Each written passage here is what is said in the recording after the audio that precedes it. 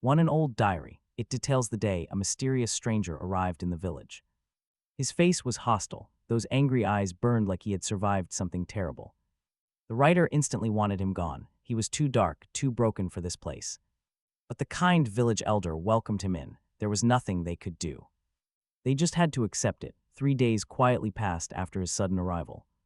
The young man lived like a ghost. Honestly, he was so quiet you forgot he existed. Naturally, a few nosy neighbors eventually started to watch him closely. But most of the village ignored him. A week slipped by. Then another 3 days went. Finally, the neighbors discovered his secret. Kids peeked over his wooden fence. What they saw shocked the whole neighborhood. The silent stranger was out there swinging a sword, day after day.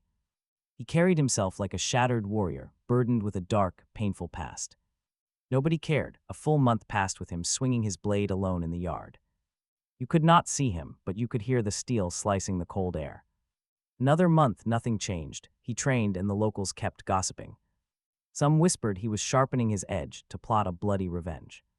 Others claimed he was a fallen knight or a mercenary in hiding. Gossip spread like wildfire, but the diary's author remained completely unimpressed by the drama. And yet curiosity won. How strong was this mysterious guy, really? What deadly techniques was he practicing out there in the shadows? Tomorrow, everything would be revealed. He decided to take a look. But one quick glance into that backyard left him completely disappointed. To simple farmers who knew nothing of battle, his form probably looked incredible. But the well-traveled writer had seen real knights during his trading days. This lonely kid was far from outstanding. He was barely a novice. Still, there had to be some dark, painful reason driving his endless swings. A torment burning his soul, but his clumsy movements showed no real path forward. He simply had no idea how to resolve his crushing inner darkness. Feeling a wave of pity, the observer decided to just forget him. Time flew by. Suddenly, an odd wave of nostalgia made him write again. It had been years since his last entry. He had courted a girl named Rema. After 2 years of patient courtship, she finally agreed to become his loving wife. On happy days like those, a man truly does not need anything else. Yet the strange swordsman next door still kept drifting back into his thoughts. 5 years is a long time, while others live, laugh, and find happiness. He just keeps swinging his sword, completely detached from the world around him. How long could this harsh training last? The narrator decided to watch daily. 5 years, 1 month, and 12 days, the young man kept swinging. 6 years, 9 months, and 3 days, blizzards buried the village in deep snow. Yet he never stopped. Meanwhile, the narrator and his beloved wife Rema welcomed a gorgeous daughter named Lola. The entire village celebrated with them. But the silent stranger just kept swinging. 7 long years passed. 7 years, 10 months, and 27 days. Soon, 15 years flew by. He was no longer a boy, but a rugged, mature man. Time was slipping. For the first time, the narrator forgot to check his backyard today. Like the sunrise in the morning and the moon in the night sky, it was only natural. The man realized it was finally time to stop doing pointless things, watching closely. The old man opened his eyes to see his grandson standing there. The boy urged his grandfather to wake up and get out of bed. His mother warned Yanak not to disturb the old man, since they had to get ready to leave very soon.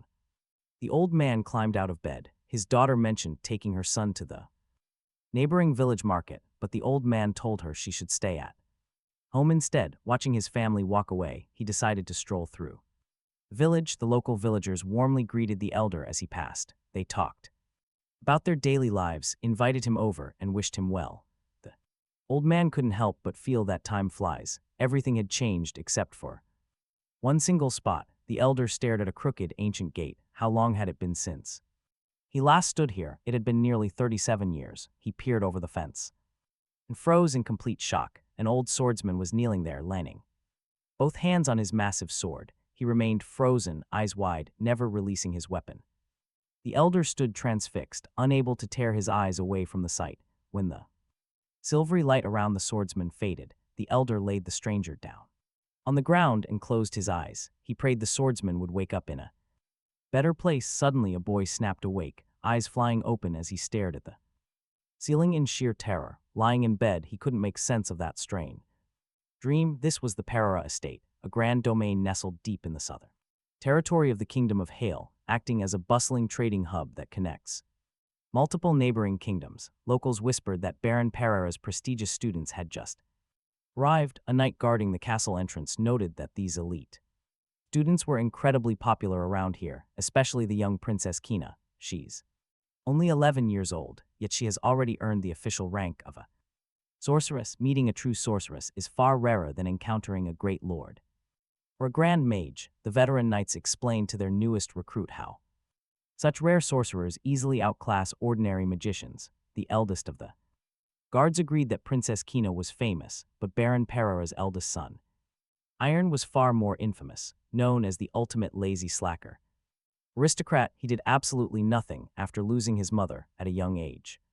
Until the age of 15, he just slept for days under his blanket. That is how he earned his nickname. Iron's mother had died right before his eyes, which explains a lot.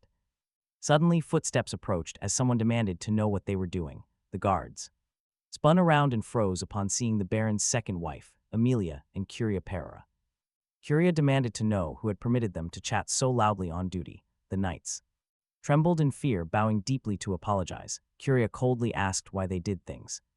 They would only have to apologize for later. Terrified, the guards promised it wouldn't happen again. Curia snapped back that words weren't enough. How did they plan to pay for this offense? Thankfully, Amelia stepped in, telling Curia to calm down. She pointed out that the guards had clearly realized their mistake. She also reminded them that focusing on their guard duties was far better than indulging in idle chatter. Once the noble mother and daughter departed, the guards breathed a huge sigh of relief. The eldest knight remarked that both Amelia and Curia felt incredibly intimidating.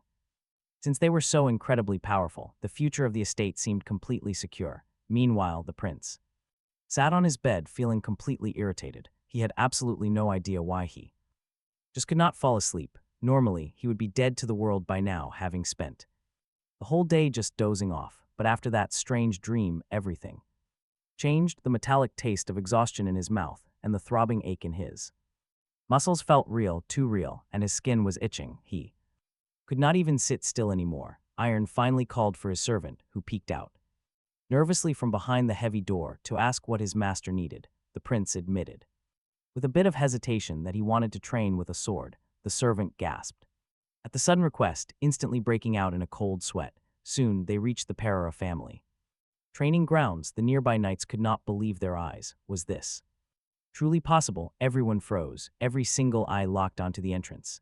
The notoriously lazy prince was standing right there at the training grounds. Had Iron actually shown up? A knight whispered that it was rare to ever catch a glimpse of the prince's face.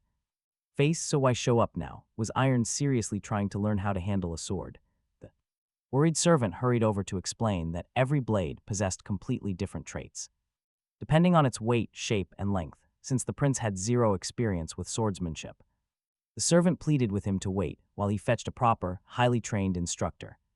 But Iron calmly dismissed the idea, instead locking his eyes onto the absolute largest sword in the rack. He declared that he would be using that one. The young prince gripped the massive hilt with both hands and strained to lift it, but it turned out to be incredibly difficult. The watching knights began to snicker and whisper that a lazy bones who sleeps all day is useless, total trash. Still, they had to admit his stance was pretty decent for a complete beginner. But why was the prince suddenly trying to train? One young knight suggested the sudden motivation was actually thanks to young Lord Kieran, who had utterly humiliated the prince in public just last month. Back then, the prince kept completely silent and just took the insult. Maybe he is just entirely useless after all. Just a flash in the pan. The knight bet his willpower would last 3 days at the absolute most. Later, the loyal servant reminded his master that swordsmanship required months of grueling, daily training, and trying to do this alone would be nearly impossible. He promised to hire an incredibly talented swordsman by tomorrow so they could start right away. Meanwhile, Iron noticed that every single swing sent sharp, blinding pain through his arms, making every muscle in his body scream in protest. Eventually, the prince collapsed onto the hard ground in sheer exhaustion, yet his mind felt incredibly peaceful. By copying the mysterious swordsman from his dream over and over again, the young man felt the crushing weight in his chest slowly lift. Every single strike felt as though he was slicing away those painful, suffocating memories and the heavy burden resting on his shoulders. Iron wouldn't stop. He couldn't. His servant grabbed him by the shoulders begging His Highness to cease his training since night was already falling. The exhausted prince let the heavy blade clatter to the stone floor, collapsing straight into the man's arms. The worried servant softly remarked that His Highness had pushed himself far too hard today. The sun was setting. Had the hours really flown by that fast? Iron quietly asked. If the servant had been standing there, watching and waiting for him all day, the loyal man replied that he would never dream of abandoning his lord and leaving him completely alone. After all, the prince. Lying on the bed, the prince felt his muscles and bones ache all over. Had he gone mad? What was that crazy dream? He knew he wouldn't sleep now. Yet 5 minutes later, he was already fast asleep. When morning came, the young man woke up and ate a hearty breakfast. His servant watched him, thinking he was still struggling with all these sudden changes. Would he actually train today? From that day on, the strange dreams continued. They haunted the young man. To stop the strange itching deep in his body, he kept heading back to the training ground whenever Iron swung his sword. His mind finally went blank. At least these intense exercises were actually proving useful. The knights gossiped, placing bets on whether he would show up today. Right then, a mysterious old man approached the senior knight, asking for directions. He wanted to see the training grounds. Naturally, the knight questioned his identity. The traveler replied that he was just a wandering knight who loved swordsmanship. He simply wanted to observe their session, claiming he already had permission. Since their shift was just ending, the polite knights offered to guide him. Meanwhile, Prince Iron was already out there on the dirt, swinging his blade. This was his 4th day in a row. One young guard grinned, boasting about winning the bet, thanking the prince for finally doing something right. But another scoffed, pointing out this sudden motivation was due to Viscount Kieran's son. He had completely humiliated the prince. This phase would barely last a week. The losing guard complained, asking why no one warned him about the Viscount's son. His friend just laughed. He had no obligation to help a betting rival. Meanwhile, the wandering elder watched the prince train and gave a quiet nod. He admitted it was surprisingly decent. The boy was not entirely wasting his time. Still, his actual skill level was basically non-existent. He looked incredibly weak. The boy could barely grip his hilt and had 0 physical stamina. He was already wheezing. Was all this effort really just petty resentment? Toward that neighboring young lord, swordsmanship is not something to take lightly. Especially not with such petty, impure motives. Just then, a huge shadow loomed. Curiaparra sat atop a massive griffin, a legendary beast of pure myth. With the body of a lion and wings of an eagle, its skin is tough as steel. The beast landed heavily, and Curia stepped down, her gaze cold and sharp. She could sculpt living beasts with her hands, molding raw energy into breathing life. Such was the fearsome, legendary power of the renowned sorceress, Curiaparra. Looking around, she sharply demanded to know why the knights were idling. They should be working. The nervous guards quickly scrambled to explain themselves. They had just finished their shift and were returning to their barracks. Another guard added that the next watch was already safely in place. They had done nothing wrong, but Curia's temper flared instantly. How dare they? How dare a common guard talk back? Iron finally stepped in, asking what happened. But Curia snapped, commanding her brother to drop his weapon this instant. Enough of these useless games. Did he really think swordsmanship was a joke? After all, he had done absolutely nothing but sleep for his entire life. She scoffed at the idea of him suddenly picking up a sword. Did he seriously expect things to change? Curia then pointed to a nearby recruit. Tonight was going much better. The princess added that her brother shouldn't blame this entire ridiculous circus on what he heard 2 weeks ago. Amelia walked in. The room fell silent. Their mother told Curia not to interfere with her brother and requested that she leave him entirely alone. The lady wished the knights good service, noticing the prince looked much brighter. But she warned him not to overdo things. Iron promised he would behave. The wandering knight watched in total surprise. Why did Curia leave her bird behind? Was this really the same notorious Curia that all those crazy rumors were about? She felt like a sudden shockwave, tearing through the room and vanishing. But the old man realized this loud commotion didn't break the prince's focus, not even slightly. Intrigued by his resolve, the wandering knight decided to stick around for a few more days. Soon, a servant spotted the princess hovering near Iron's room. The guard politely explained that the prince was asleep and she should return tomorrow. Curia snapped back that she had urgent business with her brother right now. Couldn't wait. Furious, she glared at him. How dare a mere servant block her? You could practically feel the suffocating, terrifying pressure crashing down on that poor servant. Curia warned him to keep his mouth shut about this encounter. Surely he knows the consequences of disobeying her. Later, Iron woke up to a soft, melodic tune. Looking beside his pillow, he noticed a mysterious letter waiting for him. It was a note apologizing for keeping secrets during their talk earlier that day. Hearing that Iron was starving himself and training to exhaustion made her deeply worried. To help him unwind, she left a charming music box, but he must promise not to mention her visit to their mother, since she was forbidden from disturbing him. Flipping the paper over, he found a sweet message from Amelia. Iron realized that his family truly, deeply cared for his well-being. He couldn't help but remember how he had wasted away as a useless nobody for over 10 long years. Just then, a servant announced dinner. Iron knew this was a moment he absolutely could not miss. Was he actually going to dine with his family? The servant silently noted that the young prince had truly changed.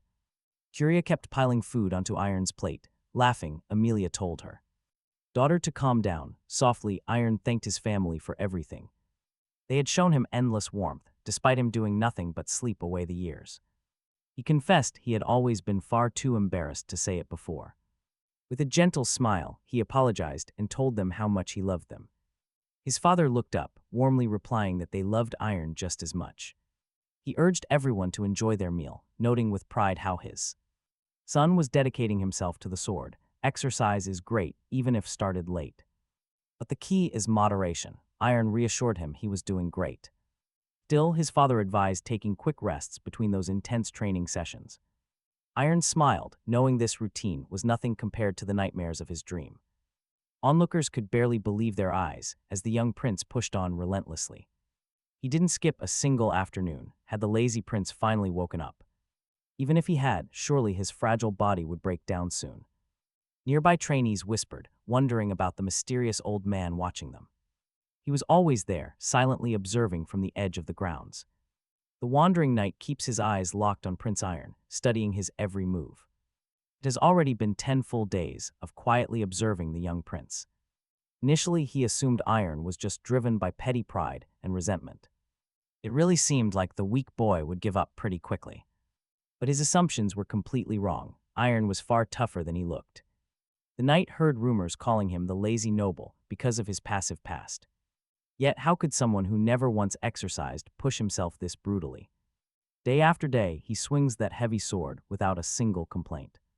The prince trains with the raw, intense focus of a dedicated blacksmith. Honestly, it feels as though he has been practicing this grueling routine for decades. The old knight has never seen anyone possess such an unshakable willpower. Typically, such extreme discipline takes a lifetime to build, yet standing here, a mere 15-year-old boy stands before him. What heights can he reach? Everyone in the courtyard watches the young prince in absolute amazement. Curious, the old knight asks a nearby guard if Iron has a tutor. The guard mentions that the lord is currently looking for a fencing instructor. Leaving his sheer talent unsupervised is a complete tragedy. But the current candidate is a knight named Zukran. That name sparks panic. The wandering knight protests immediately. This simply cannot be allowed to happen. They cannot trust a promising child to a drunkard who abuses his men. Time is rapidly running out. The old man must act right now. This genius cannot be allowed to quietly fade into absolute obscurity. He demands a meeting with the head of the family right now. Hearing this intense praise, the family lord is absolutely stunned. Is this really true? Does his son really possess such vast potential? The knight nods. The famous Kronos Fencing Academy is the premier training ground on the continent. They only accept pure talent, ignoring status, gender, or wealth. Just getting accepted earns you more respect than most high-ranking nobles. Its reputation is legendary, even overshadowing the royal family itself. However, matching that massive prestige, the selection process is brutally difficult. And if you fail to keep up, expulsion happens in a heartbeat. Let's see if Iron can actually survive in that cutthroat environment. The Lord tells his son that he will not force this choice on him. If the young prince does not want to go, he can simply say so. This is merely one path open to him. Ultimately, the decision belongs to Iron. The young prince respectfully asks his father for a few days to think. After spending 10 long years bedridden, deep doubts creep into his mind. But staying stagnant is no longer an option. He wants to move forward. Finally, Iron tells his father he will attend for the family who loves him. The departure day arrives. His sweet sister Curia wishes him the best of luck. Amelia can barely hold back her tears as she bids him farewell. A loyal servant notes that this is the prince's very first time traveling. He then hands Iron a gift from Princess Curia, a sword-shaped pendant. Soon after, the carriage pulls up. They have arrived at the massive academy. The servant offers to walk him to the gates, but Iron politely declines. As a student now, he did not need an escort. It was time to act on his own. The servant bowed deeply, wishing the young man brilliant success. Our hero approached the massive castle gates, which were guarded by heavily armed knights. Right in front of him stood another young man who had come for the exact same purpose. The guard announced that this gentleman was Prince Brad Lloyd from the Lloyd family. Coming from the kingdom of Cobber, he had a solid recommendation from a highly reputable knight. He was recommended by Cole Shady, and the guards made sure to show their utmost respect. It was a massive honor for them to meet such a gifted descendant of that lineage. Iron stepped forward, handed over his recommendation letter, and introduced himself. He explained that he came from the baronial family of Perra, holding a very special note. It was penned by the famous wandering knight, Bran Somerville. Hearing that name, the guard quickly welcomed the young noble from the Perra family inside. They knew Knight Bran Somerville well, calling him a truly remarkable and great gentleman. He was the hero who had successfully led mine raids for several decades. With a recommendation from someone that outstanding, passing these exams should be easy. The guard pointed him toward the main auditorium and wished him the best of luck. But nearby, another knight was completely stunned by this unexpected recommendation. Honestly, why on earth would the great Bran Somerville write a recommendation letter for this slacker? After all, this guy was just a lazy slacker from the Perra family. Up close, the kid looked incredibly weak, making them wonder how he got that letter. How did he impress a discerning wandering knight? Iron Perra entered the room. The other students stared at him with pure contempt, but our hero stayed perfectly calm. Scanning the crowd, he spotted a familiar face just as an instructor walked up to the podium. The knight welcomed the 400 students who had passed the first selection. He introduced himself as Ahmed, and from this moment on, he would be their teacher. Ahmed would be evaluating and grading every single one of these young hopefuls. The most notable prospect was Ilya, the second genius of the prestigious Lindsay family. Word was she possessed far more talent than her older brother, which Ahmed wanted to test. Another recruit stared at her, wondering what a top-tier genius like Ilya was even doing here. He sighed deeply with her in the mix. His chances of ranking first were completely gone. Ahmed loudly warned the crowd they were not official students just yet. Right now, they were merely participants struggling through a brutal preliminary selection. Everyone present already knew just how punishing the training at Chronos Academy could get. Only by surviving 2 brutal trials and returning in a year would they officially succeed. But getting officially enrolled in Chronos Academy was only the beginning. And believe me, an even deeper, more punishing hell awaited them on the other side. The instructor ordered them to leave their gear behind and follow him outside immediately. Ahmed announced that this field was where their intense physical training would take place. They would push their hearts, lungs, and muscles to the absolute limit. The uneven, rough track winding around the area would serve as their running course. Ahmed announced that the endurance test had officially started, ordering everyone to run. The instructor kept pushing them, shouting for the exhausted recruits to run even faster. Prince Brad Lloyd realized this race was going to be an incredibly long grind. He focused on pacing himself, then glanced back to spot that notoriously lazy noble. Sure enough, Iron was already down on his knees, completely unable to keep running. He had that nickname for a reason, and his chest burned. Agony, he wanted to quit so badly, but he forced his eyes open. Ahead of him, the other trainees were pulling far away. Yet somehow, the young man dragged his heavy body off the ground.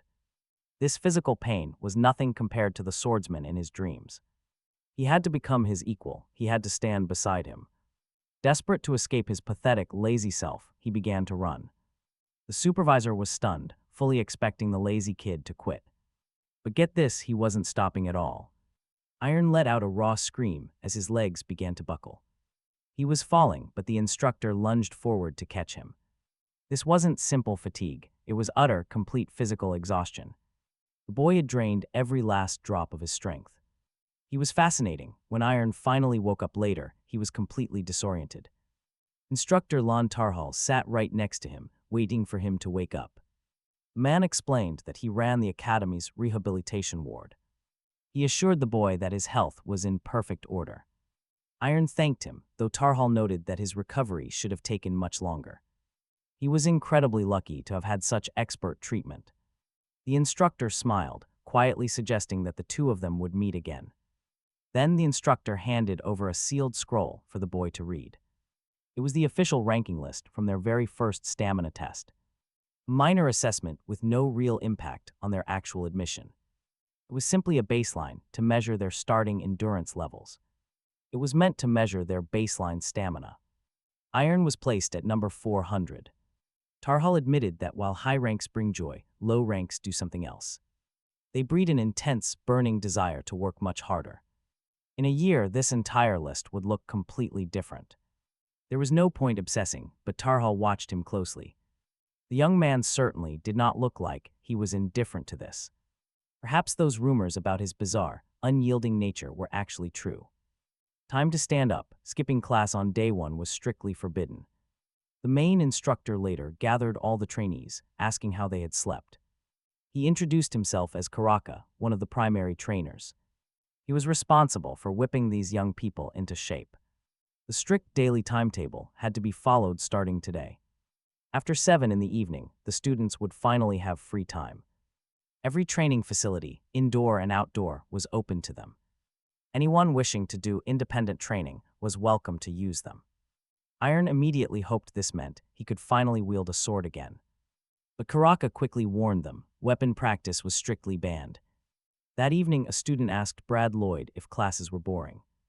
All that dry theory was enough to put anyone to sleep. Another trainee complained about the massive amount of highly confusing terms. Stepping into the training hall, the new students freeze in absolute shock. Dozens of trainees are already pushing themselves to the absolute limit.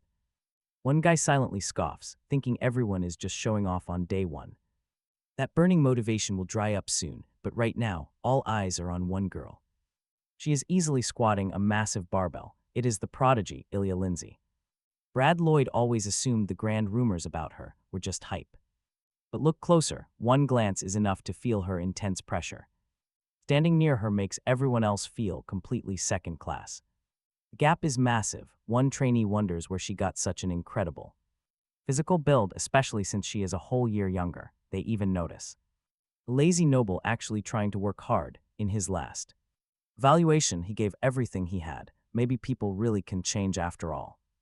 But why did he slack off for years? Suddenly, they notice that the lazy noble looks ready to faint. Meanwhile, Brad Lloyd glares at a commoner girl. Her name is Judith, and he is incredibly bitter. She is the one who stole second place in the rankings from him. She clearly clawed her way into this academy, but Lloyd refuses to fail again. He will never let anyone take his spot. Suddenly, Judith spins around. She demands to know why he is staring so intensely, telling him that he is distracting her. Lloyd is shocked. His followers immediately jump to his defense. They snap that she is standing before a prestigious lord of the Lloyd family. Such disrespectful behavior is completely forbidden, and one of the highborn boys yells that she must drop to her knees and beg for forgiveness. Judith just asks if they ate the same garbage today, because his breath smells absolutely putrid. She bluntly tells him to shut his mouth and stay perfectly still. Something catches her eye. Instantly, the entire room goes dead silent. All eyes turn to one spot as Ilya walks right up to Iron Perera. She quietly says something to him, pointing at his training barbell. Silence falls. Silence, nobody even moves. Ilya just turns around, waves, and walks away. She heads straight for the exit, leaving Iron Perera under everyone's staring eyes. Judith and Brad are completely shocked. Why could they not hear a single word? Nothing, they heard nothing. Iron just quietly continues lifting his barbell.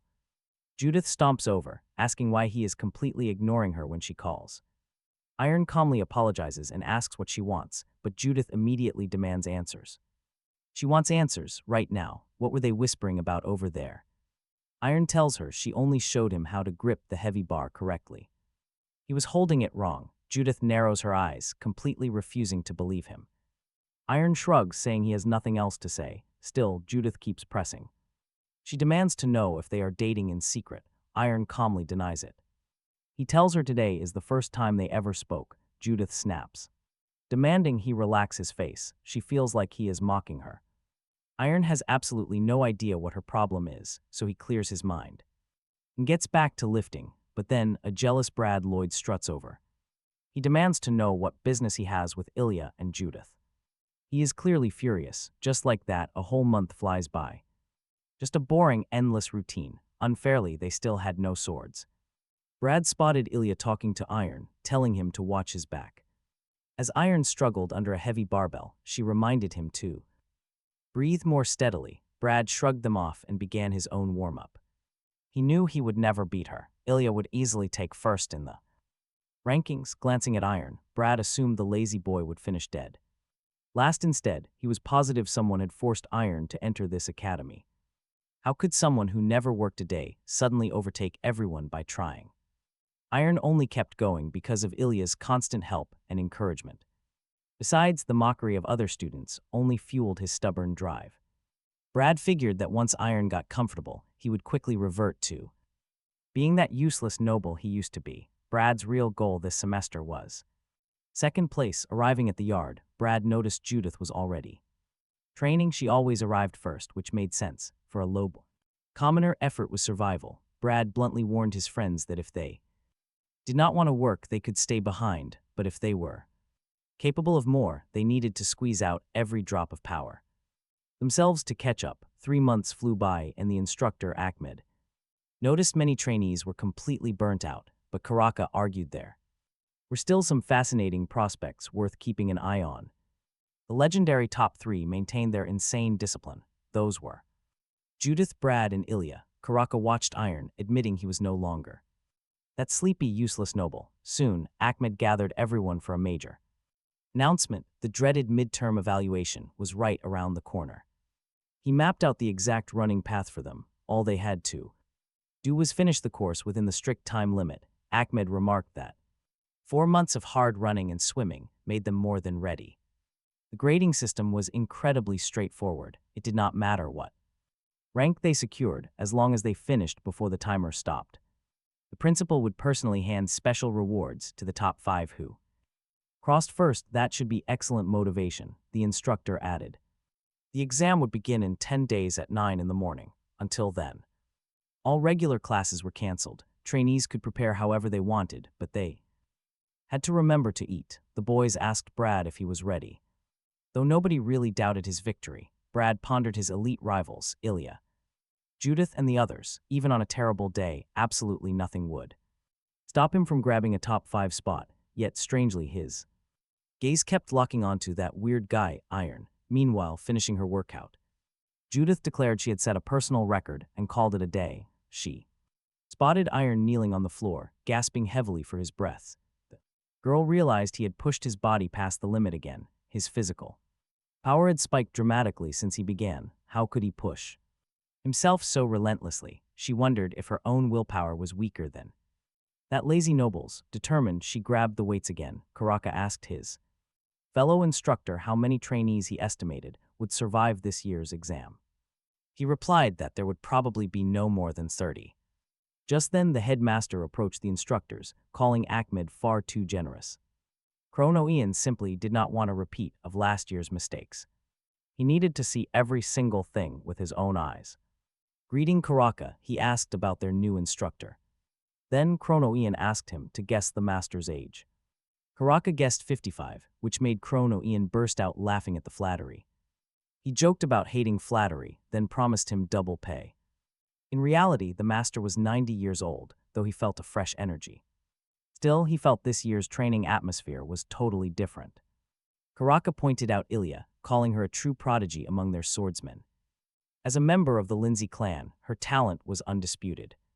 Naturally, she always secured the absolute top spot in every single subject. But Chrono Ian pitied her, noting she was a poor child living under heavy burdens. He wished she could choose her own path instead of following a forced one.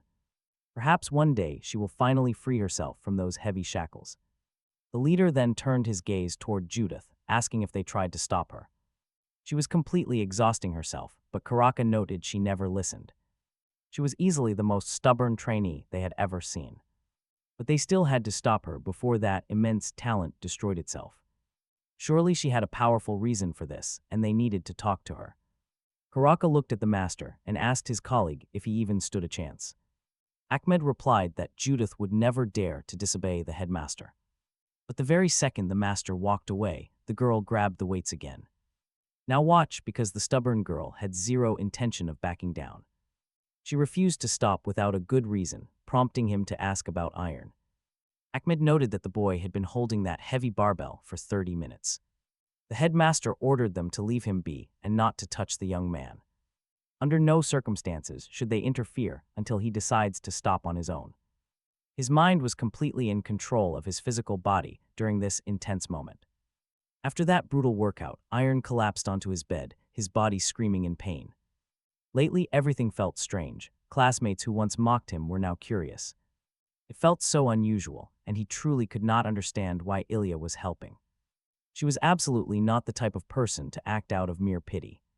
As the exhausted boy finally drifted off to sleep, he saw that woman in red. She greeted him softly, saying it had been a very long time since they last met. It was not quite his mother's embrace, but the warmth was still so welcome. Iron felt that slipping into a deep, peaceful sleep was exactly what he needed. In his dream, he saw the strange man with the sword once more. He thanked the kind woman in red for everything before they finally parted ways. Saying it was time to go, the boy woke up and got out of bed. The other trainees stared at him, completely confused by his messy and unkempt clothes. They muttered amongst themselves, wondering if he had actually stayed awake all night. One sneered that if individual grading existed, Iron would surely fail. Meanwhile, Lloyd silently noted that Judith had been pushing herself far too hard lately. He was far from peak condition, but if he kept his focus, second place was right there. Instructor Ahmed began re-explaining the rules for this interim test. The course consists of 4 challenging stages. Each segment features its own. Supervising instructor, no shortcuts allowed. They must clear one to reach the next. The primary goal is simple, just finish the run within the given time limit. Stay focused. Every single student has to prove their growth over their intensive training. Once the run began, Iron spotted 3 key rivals. Brad watched Ilya, thinking that she was predictably on another level. Catching up to her was out of the question. Meanwhile, another trainee was displaying impressive results. Iron pushed hard alongside Ilya. Lindsay, who breezed through the first obstacle, murmuring that it felt incredibly brief. The announcer called out that Iron Perera passed the stage, leaving Brad completely baffled. Stage 2 of the trial was a rapid-fire platform jumping test, but Iron knew they could mock him all they wanted. He did not care. Perera was shocked by his own incredible results. His body was burning, showing that something had permanently changed inside. He refused to believe he had hit his limit, so he kept moving steadily, no rushing. He simply proceeded at his own rhythm. This pace fell short. Faster. He needed more speed. Ahmed announced that Iron Perera had cleared stage 2. Meanwhile, Judith was struggling hard to make the first stage's tight deadline. Next up was a grueling long-distance endurance run. Perera started, but predictably, Ilya Lindsay was already miles ahead of him. He kept chasing her. This chase brought a strange, exhilarating rush. In that moment, a burning desire to catch up to Ilya consumed him completely. Wait, but get this, Judith suddenly flies past, leaving everyone completely off guard. She swore she wouldn't fail, not after everything she sacrificed to get this far. Whispers had followed her application to the elite crone academy. Without a noble bloodline or prestigious family backing, they thought she was chasing foolish dreams. Judith knew she was special. She ignored reality, pushing straight into a world where they said she did not belong. She had poured more blood and sweat than anyone else to reach the Crone Academy.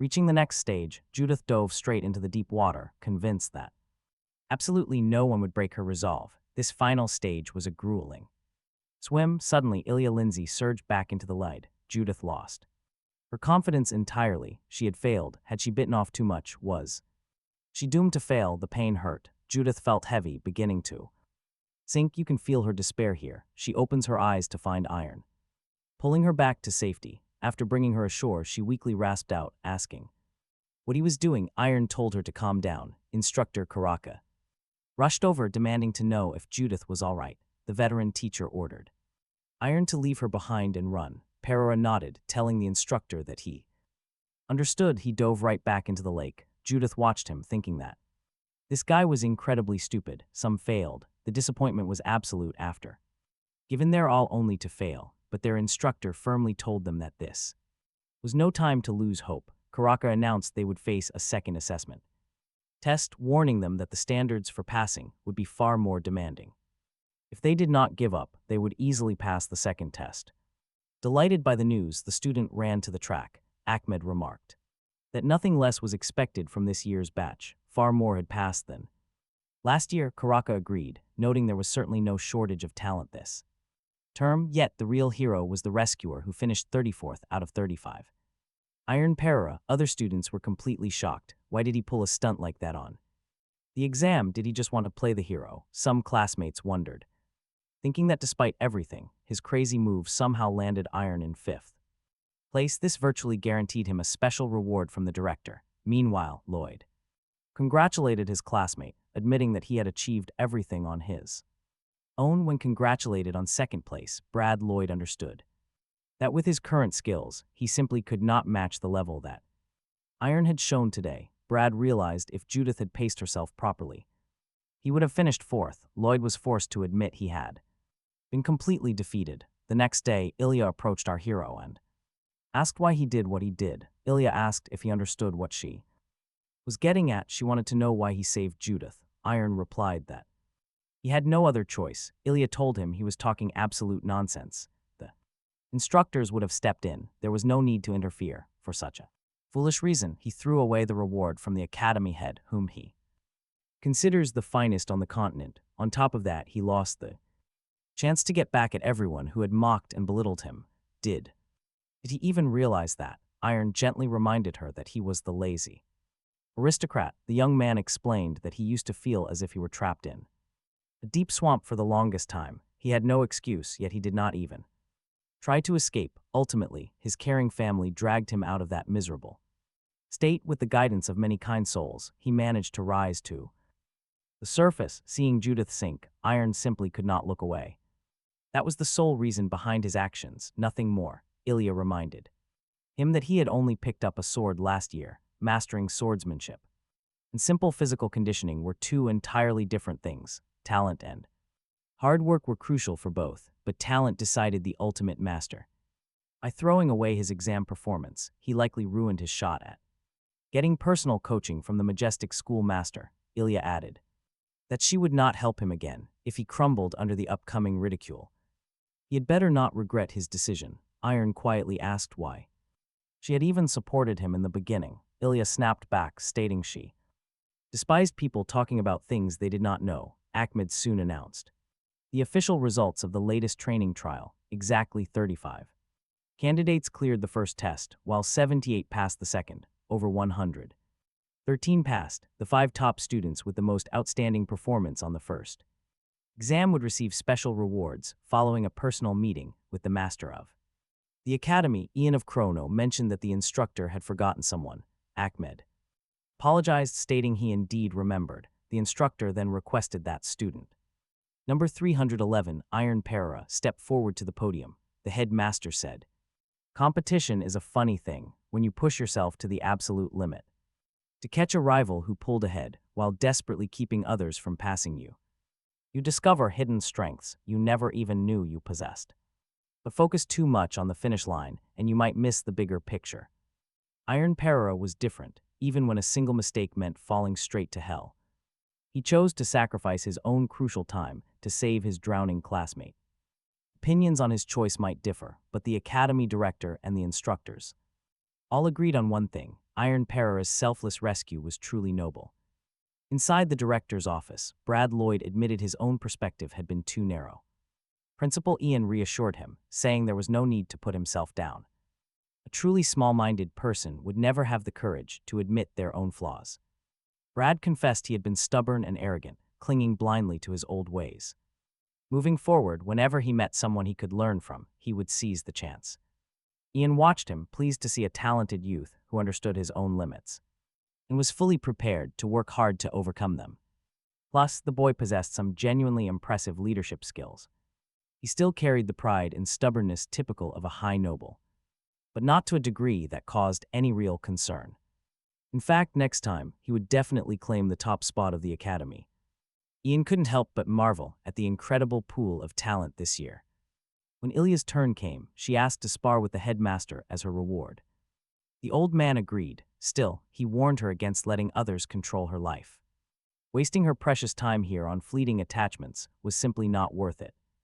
Ilya belonged back home, mastering her own family's legendary sword techniques. That would serve her far better, yet Ilya quietly repeated her request. Ian smiled internally. It was foolish to expect any other answer from her. He gestured around his spacious office, asking if she was ready to train. Ilya bowed in gratitude, ready to take him up on the offer. Finally, the very last student stood waiting in the principal's room. Ian asked what reward he wanted, most curious about this boy's response. Iron quietly confessed he wanted to make peace with someone, asking how to do it. He knew it sounded silly, but there was no one else he could turn to for advice. Ian reassured him he had nothing to apologize for, thanking him for being so honest. The headmaster knew the boy's tragic past, locked in his room until age 15. Thrown suddenly among peers his own age, he was bound to feel completely lost. It seemed someone had actually reached out to the boy everyone else mocked. Ian gently asked him to share the story of what had happened. After pouring his heart out to the principal, Iron felt a massive weight lift. The old master chuckled, noting it had been ages since he gave non-sword advice. Still, Iron wanting to make peace with Ilya of all people was quite a surprise. This year's class was proving to be full of unexpected twists. Ian added that he wouldn't count a simple life chat as his official reward. He wanted to offer real guidance on the sword, where his true expertise lay. So what exactly did the young man want to learn from him? Iron sheepishly apologized, admitting absolutely nothing came to mind right then. At the academy, he had only been practicing fencing on his own for a month. Because of that, he does not understand what he wants or what to ask.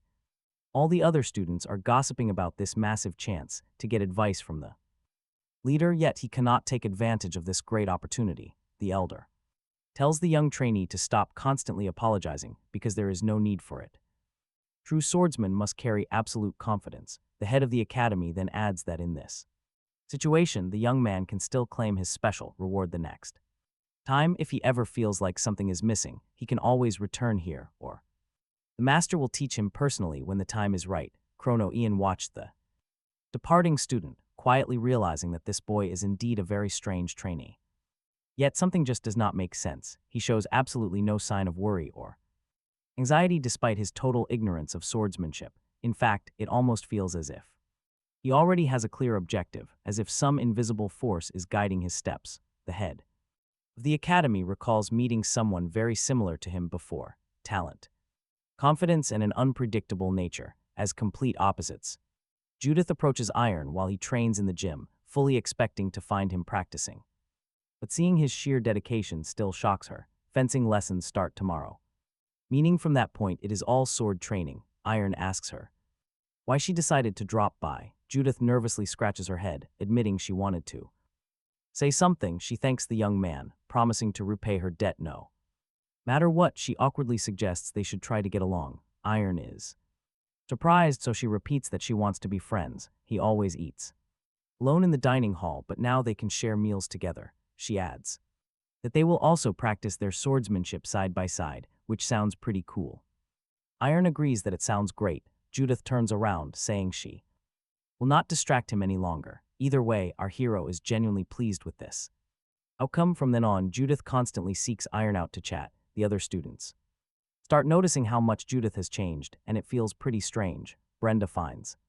But get this, Iron and Elijah have clearly grown apart. What could have happened between them? Instructor Ahmed loudly demands all attention. And demands they listen. As they all know, fencing classes officially start today. These classes, they will feel the results of their 4 months of hard training. Now, they all get the chance to freely swing their swords for 2 hours under the watchful eyes of their instructors. They just need to choose a wooden sword they prefer. Judith quickly picks out her weapon and feels completely satisfied. Even with a massive swing, she keeps her perfect balance. The instructors are highly pleased seeing how they have made these students both incredibly strong and more resilient. Brad notices that even though the sword is wooden, it still feels totally different than before. Now, he can feel the weapon through his whole body. Everyone notices Iron approaching the massive sword the young man takes. The weapon off the wall, gripping it firmly with both hands, Iron swings the blade slicing sharply through the air with a heavy strike. The instructors watching the young trainee realize that though his technique is slightly off, his solid stance is basically flawless. Has he truly never trained before? Suddenly, Brad Lloyd approaches Iron Perra, challenging him to a duel. This is going to be crazy. Everyone is stunned. Quite unexpectedly, Iron steps up and accepts the challenge. The watching students quickly clear a wide circle. The opponents stand facing off, training swords gripped tightly. Instructor Ahmed barks at the two to halt immediately. Spare the dueling for after class. Kara is shocked. Why on earth did Brad challenge Iron? Ahmed firmly demands proper order in everything, yet the Academy Master speaks up, noting that rare exceptions do exist. The elder approves. Schoolmaster Ian adds a condition, warning that if anyone is in danger, he will step in. The opponents nod. The duel begins, and Brad Lloyd instantly lunges forward. Iron barely raises his sword to block. His opponent's heavy steel crashes down hard. Blades clash directly. Iron is visibly shaken by the sheer force of the strike. The struggle continues, leaving the surrounding crowd absolutely speechless. The students assumed Brad Lloyd would end this in a single strike, but Iron holds his ground firmly. Watching closely, Judith realizes Brad is merely testing Iron. The boy's reflexes are decent, yet the heavy impacts easily shake his balance. Every stance and block looks terribly clumsy. Is he even trained in swordsmanship? Perra's actual combat skills are far below what Brad expected. Time to wrap this up. Brad delivers a heavy blow, knocking the sword right out of Iron's grip. Left completely unarmed, the instructor quickly calls the match. Brad Lloyd wins. Next, Instructor Karaka announces the final scheduled task. The recruits are about to be split into their designated classes. Starting tomorrow, specialized swordsmanship training begins. First up is Class A, featuring Ilya Lindsay, Brad Lloyd, and Judith, 10 elite students total. For the strongest group, the training will be brutally intense. They must prepare themselves mentally. The instructor then reads off the 35 names assigned to Class B. After that, the instructor moves directly on to Class C. Meanwhile, Judith quietly tells Iron to trust her completely, because she secured her spot in Class A. Class C contains 54 people. Still, Iron is not called. At last, Instructor Karaka calls out Iron Perra, our hero, is placed in Class F. Judith is absolutely furious. Brad only acted like a complete jerk, deliberately using Iron to flaunt his superiority. Everyone knows his noble lineage. Does showing off really satisfy him? Judith urges Iron to stay strong. They still have time to turn things around. Iron gently tells Judith to calm down. He is grateful for her concern, but seeing her so upset on his behalf honestly makes him feel quite uneasy. Later that night, Brad collapses onto his bed, completely drained from training. Staring at the ceiling, he remembers the duel he was about to strike. But some instinct forced him to dodge. It was not just the sword. In that brief moment, Iron's intense eyes and focused expression radiated an overwhelming, crushing power. Iron focused everything into a single, downward strike. Brad cannot stop wondering about the look on Iron's face during that strike. What was behind that terrifying gaze? The next day during training, the instructor asks Iron if he truly knows no moves other than standard vertical and diagonal cuts. The boy sheepishly admits his ignorance and apologizes. Instructor Lund Tarhal reassures him that there is no need to apologize. He simply never learned proper fencing. Starting today, they will build his foundation. It is simply impossible to show great results right at the beginning of this journey. Asked what this struggling rookie, who was far behind the others, needed to do, Iron himself stepped up, suggesting that all he really needed to do was put in more effort. But Terrell disagreed. He believed raw talent was absolutely necessary. Still, hard work counted too, and depending on just how much sweat he poured in, Iron might eventually catch up to the rest, or even surpass them. But reality was brutal. The others had been training for years. So Terrell gave the kid a tight deadline of just one single week to prove himself. He had to master the basic greatsword forms or remain stuck. Success meant an instant promotion to Class C, so Iron asked what happened if he failed. Terrell calmly replied that nothing would change, he would stay put. He would keep training, but if he realized he had zero talent. The instructor suggested it would be much better to just pack up and leave on his own. Iron promised to give it everything. Terrell knew he did not lack drive. His determination was already obvious to everyone in the hall. On day 2 of training, the instructor barked at him to lower his stance and relax. By day 3, the harsh corrections turned into genuine praise. Terrell watched in silence, realizing this determined kid was growing at an incredibly alarming rate.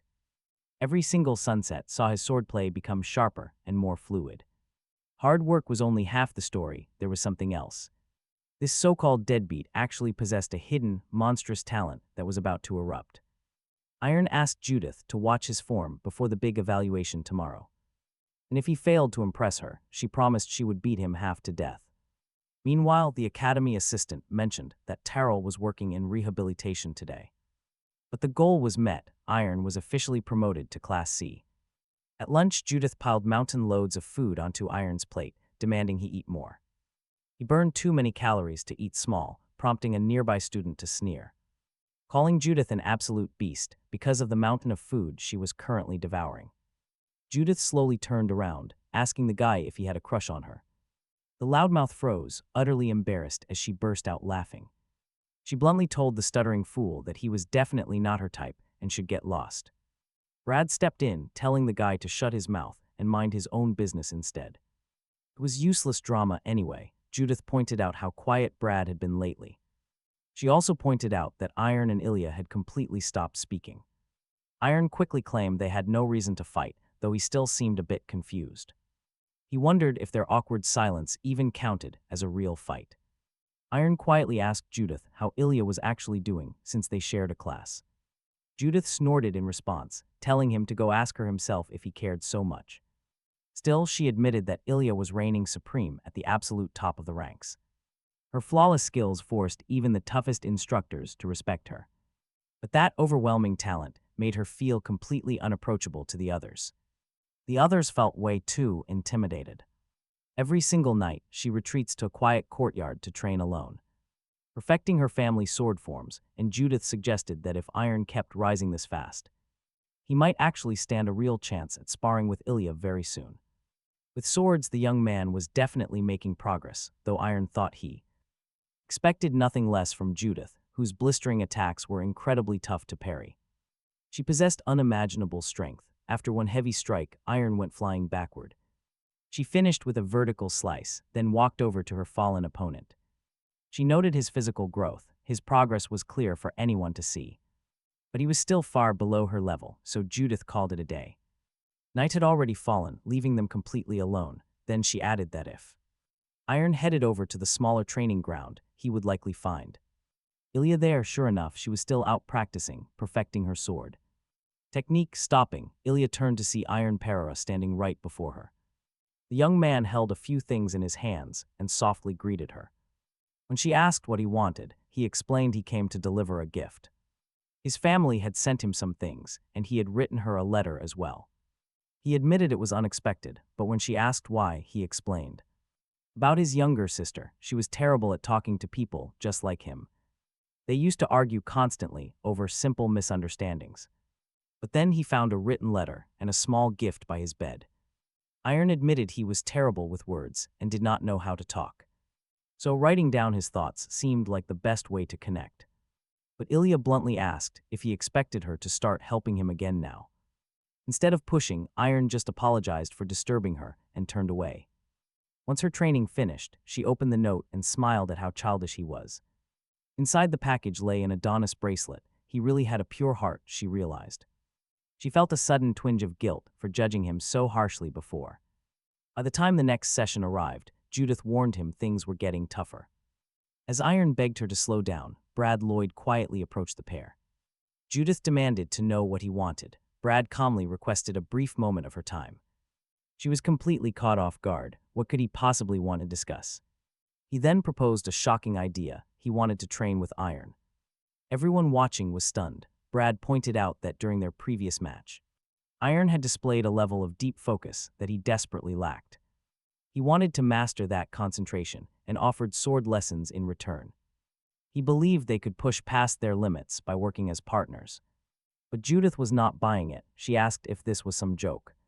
After all, Brad had challenged Iron to a fierce duel just last time.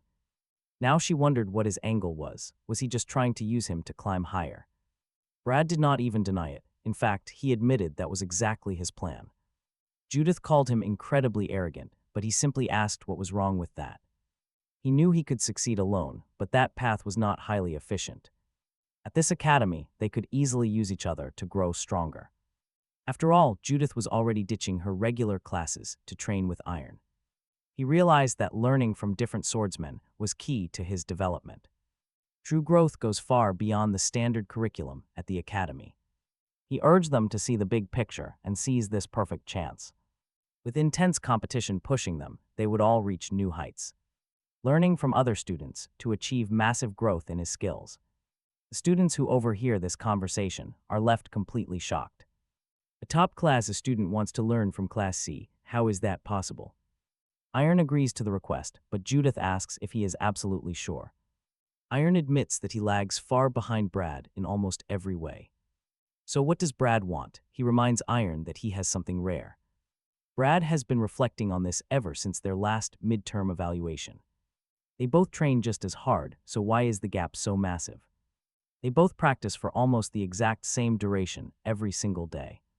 Yet Iron is somehow completely different from him in one very specific way. Everyone has the same limited hours, but how they use them varies. From the very start of practice, Iron never once loses his focus. Now Brad wants Iron to teach him how to maintain that level. Iron honestly admits that he has no idea how he does it. Brad smiles, saying that is the expected answer, since geniuses think alike. Just one quick look is enough to see Iron's insane natural talent. Keeping that intense focus at the same level is no easy task. Brad has personal training today, so he bids them both farewell. Judith is joining tomorrow too, though she claims she never agreed. Before leaving, Brad offers some advice, telling Iron to never put himself down. As a noble descendant, his actions must match his high status. He needs to stand tall and show everyone his absolute confidence. Judith grumbles, asking if she is the only one feeling totally nauseous. The guy is a total drama king. Later during training, Brad helps. He advises Iron not to rush, as precision requires true bodily balance. Once his mind and stance align, his movements will become perfect. During a quick break, Brad asks Judith if she wants to spar. She refuses, making Brad wonder how long her stubbornness will last. Iron replies that if she is quiet now, she will yield in a week. Later, Judith and Iron have lunch at their usual table in the cafeteria. Ilya walks right past their table and quietly mentions she read his letter. That night, Iron lies in bed thinking about what Brad said. Focus is definitely something worth considering, but how does he improve it? If he can make even a tiny bit of progress, everything will change. Suddenly, Iron finds himself standing next to a legendary old swordsman. The young hero cannot believe his eyes as he stares ahead. He reaches out, desperately trying to see if this is just a dream. He can clearly feel his hands, but everything feels completely different. It is not just his hands, because now his entire body feels fully awake. Every sensation of the old swordsman becomes crystal clear to him. Iron suddenly snaps awake and leaps out of bed in the dark night. He must grab his sword before this intense feeling fades away. The next morning, Judith asks why he looks so exhausted and sleep-deprived. During training, Brad tells Judith to stop slacking off and get moving. She snaps back at Lloyd to stop showing off as her anger flares. What was he doing? The other kids noticed Iron had fallen asleep on the bench. Brad told Judith to leave him alone, seeing how incredibly exhausted the young man was. Iron overheard their conversation, jumped up, and grabbed his sword. As he started practicing his strikes, Brad walked over to ask what he was doing. Iron scratched his head, admitting he was just trying to improve his focus. Granted, it was not working out very well yet, but he did not expect quick results. Hearing that, Brad mentioned he actually knew about this method. It is called meditation. Apparently, you have to calm your soul and look back at your past, which Iron confirmed. Iron said that was close enough. Brad decided to try it. He immediately lay right down on the bench, thinking this meditation felt pretty great. He figured he should do this regularly. Just then, another student approached them. She approached him to ask if he was sleeping, but Brad claimed he was meditating. Still, Judith noticed that when Brad meditated, he somehow managed to snore. He even drooled, but Brad blamed his posture, saying people usually sit in lotus. Judith muttered that Iron was destined for greatness, while Brad was just playing around.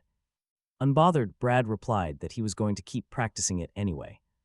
Meanwhile, the head of the academy asked his main instructor if anything interesting had happened. Karaka replied that everything at the academy was going as usual. In fact, Iron Perora had already moved up to Class B tier. With constant help from both Judith and Brad, he was rapidly improving his sword skills. Karaka added that the head of the academy was totally right about him. Even Brad Lloyd caused a wave of change. After another sword competition, instructor Ahmed announced that Brad had won. Furious, Judith demanded a rematch, telling Brad she would wait for him after class. Lloyd calmly replied that he was ready for as many fights as she wanted. Ahmed thought they were both amazing kids. They were both developing their skills at an absolutely incredible pace. But honestly, a massive gap was finally starting to form between these two former rivals. Brad was progressing faster. Meanwhile, Iron trained alone near the forest. He believed that meditation had definitely helped his training, but it still was not enough. Was he focusing way too much on just that single perpendicular strike? He needed to wrap things up, but suddenly, the academy leaders ordered a massive gathering. Everyone was instructed to assemble out on the massive training field. Chrono Ian stepped up and reminded them that 9 months had already passed since arrival. Time had flown by, and the head of the academy looked incredibly proud. He was incredibly happy they had managed to endure so many harsh exams and training. Through all the rigorous training, he was proud of their brilliant progress. The elder then stepped forward to announce that they would now discuss the final assessment. This final test would be very different from their previous standard exams. It would no longer just be meeting a basic, preset standard in one single discipline. Instead, the head wanted to witness the hidden talents of every student. The old man reassuringly added that the young students had absolutely no reason to fear. They did not need to frantically search for some deep hidden meaning. All that was truly required of them was to demonstrate their absolute best with a sword. Chrono noted they could show off a secret technique if they wanted. Unorthodox tactics to completely catch their opponents off guard. Essentially, they could use whatever means necessary to showcase their absolute best. Everyone there had the potential to truly shine, meaning they had to give it their absolute everything. With only 3 months left, the academy head took off his outer cloak and announced he had a modest parting gift for his students. In that moment, the elder held a sword in his grip. Headmaster Ian remarked it might just be an old fellow dancing around with a blade in his own way, but hoped they could take away some small lesson. The entire class froze when they witnessed the true jaw-dropping power of the academy head. As his dance concluded, the elder bowed calmly and said that was all. The students stood speechless. What had they just seen? Was Ian truly capable of that? Soon, the next practice session began. Brad suggested Judith take a quick break. The young man then asked her what she honestly thought of the headmaster's demonstration. He admitted that he even felt a bit overwhelmed, but why was Judith staying so quiet? He wondered if she was just grumpy because of Iron. She looked at him, completely surprised. What did Iron have to do with anything? Judith pointed out that with their final evaluation coming up, Iron was totally lost in deep meditation. Would things be fine? Brad was certain he would pull through. Judith asked how he could possibly know that. He simply asked what the criteria for their final test actually were. Judith reminded him they had to show off their hidden talents. Brad pointed out that, in other words, they had to show their future potential, not just current strength. Specifically, who showed the most rapid growth during their 9 months at the school. And since that was definitely Iron, there was honestly no reason to worry about him. Still, Judith resolved to show off her skills to the absolute limit, promising that the top spot would be hers. Brad laughed. No chance, because Ilya Lindsay would take first place yet again. After all, she came from a highly distinguished family of swordsmen, the kind you could count on one hand across the whole continent. The Lindsay family studied legendary martial arts, which built their grand reputation. Therefore, someone like Ilya simply could not fail this final test. Judith frowned, asking if that was really a valid reason to not even try. On taking the top spot, Brad calmly replied that it was about pure determination too. It was about grit, not just fancy swordplay. Judith snapped, why even hold exams if the results are already predetermined? Was so special about those noble families anyway, or even her own genius brother who used to be called the most famous genius across the continent? If they lost to an orphan commoner, they would be too ashamed to face anyone. Judith turned around and spotted Ilya Lindsay standing right behind them. Caught off guard, Judith wondered when she arrived. Ilya declared she did not care if Judith insulted her or her family. It did not matter what weaklings said behind her back. It did not bother her at all. Judith instantly challenged her to a duel. Brad quickly stepped in, telling her to calm down since fighting inside the school would get them expelled. Ilya calmly declared that she would take first place today and keep doing so. Over and over, she added that she had no need for her family's special sword style, as the academy's standard training alone proved she was head and shoulders above them. Above everyone else present, Brad mentioned that the Linge family sword technique was known as the Sword of Heaven. The name stuck after they captured the king of the demon dragons 400 years ago. Brad added that he wanted to see how good the technique really was. Elijah replied that Brad could not even dream of it. Brad countered that if Elijah did not show him the technique, he would take first place. Meanwhile, Iron Perera stood with his sword. Sensing that his feelings were completely different now, the young man felt like he was getting closer, but lately it seemed that, on the contrary, he was only drifting further away. He needed to focus once more, and the lotus position seemed perfect for it. Iron decided to try meditating with a blade in his hands to keep things consistent. After another grueling practice session, Brad told his classmate that he was training much harder. The classmate admitted it, knowing the final assessment was fast approaching. They both knew that Brad had a massive impact on everyone there. What Brad Lloyd had said to Ilya Lindsay that day became a powerful symbol for them, though Brad could not recall saying anything special. Judith told him to wipe that smug look off his face since she was sick of it. She ordered the blue-haired boy to draw his weapon and fight. Without hesitation, the two immediately clashed in a fierce duel. Judith held her own, smoothly dodging her opponent's lethal thrust. Brad kept up a relentless assault, forcing Judith to stay on the defensive rather than attack. She realized that Lloyd was not only highly perceptive, but had also gained a new, quiet composure that he lacked before. At this rate, he might actually surpass Elijah and claim the top spot in the rankings. Reluctantly, she had to admit she was not strong enough to beat Brad just yet, but the academy master's advice to think bigger served as a vital lesson. Judith decided not to rush herself. Once she officially entered the academy, she would surely get the upper hand on him. Eventually, Brad suggested calling it a day, since there was no point in exhausting themselves right before the final assessment. Judith agreed, which left Brad completely shocked, since when does Judith ever walk away without a fight? It felt like green snow would fall today from such a miracle. Judith noted she had things to do, but refused to elaborate. On his end, Brad felt like he had truly grown.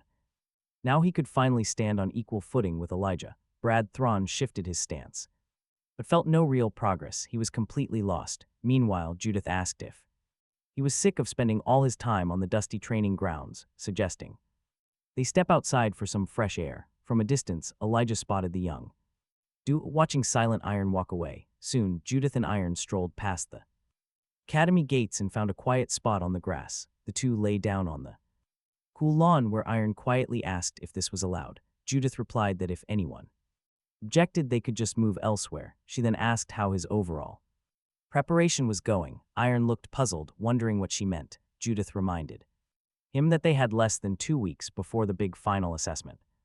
Iron replied that he was still practicing diligently, but she noticed his voice sounded incredibly hesitant. Iron then asked Judith to share her own thoughts. She voiced absolute confidence that everything would go smoothly, but the real question was, Judith wondered if she could beat Elijah, then apologized for neglecting him.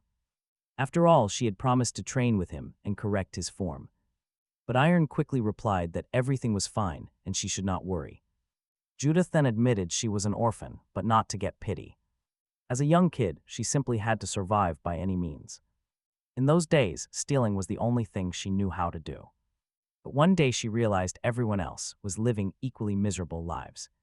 Because of that harsh past, she grew up never feeling grateful to anyone. Saying thank you was a concept she had never once used before. So when Iron pulled her from the freezing lake, she owed him thanks. She got mad instead, still too proud to say those words. She planned to repay him her own way, but things got complicated. Now she insisted that Iron must pass his final test, no matter what. Passing was the only way to escape being a mere preliminary student. Only then could he join them, as an official academy student. She walked away. Walking together would only bring her deep shame. She told him to wait behind. Iron was left wondering. He felt he should apologize instead, having ignored everything for 2 months.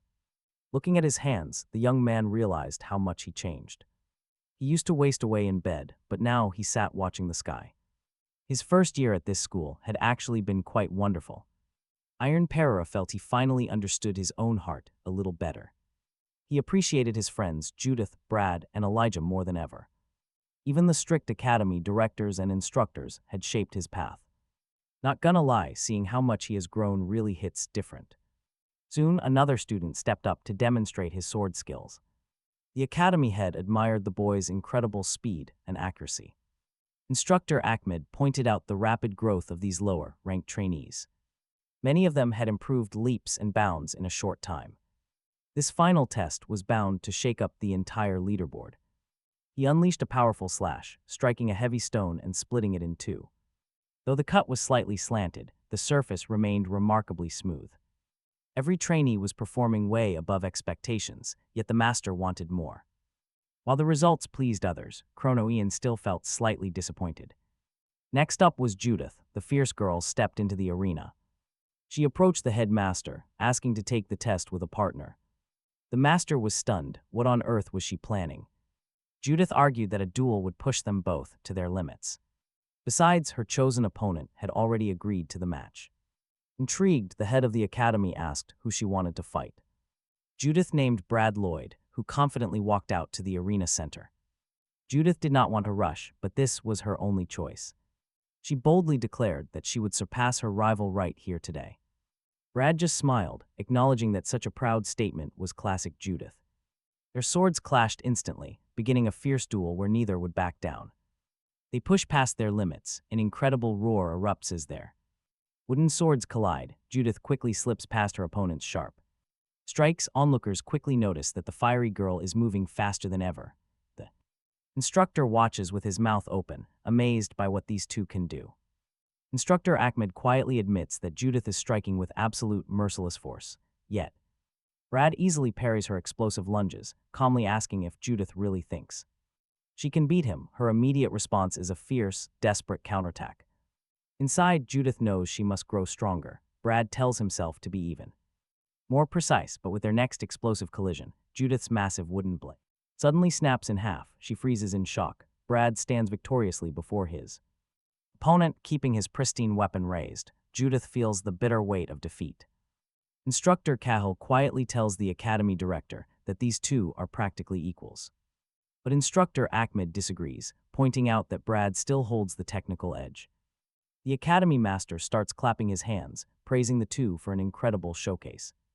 It was an absolutely stunning duel, and both young warriors performed beautifully.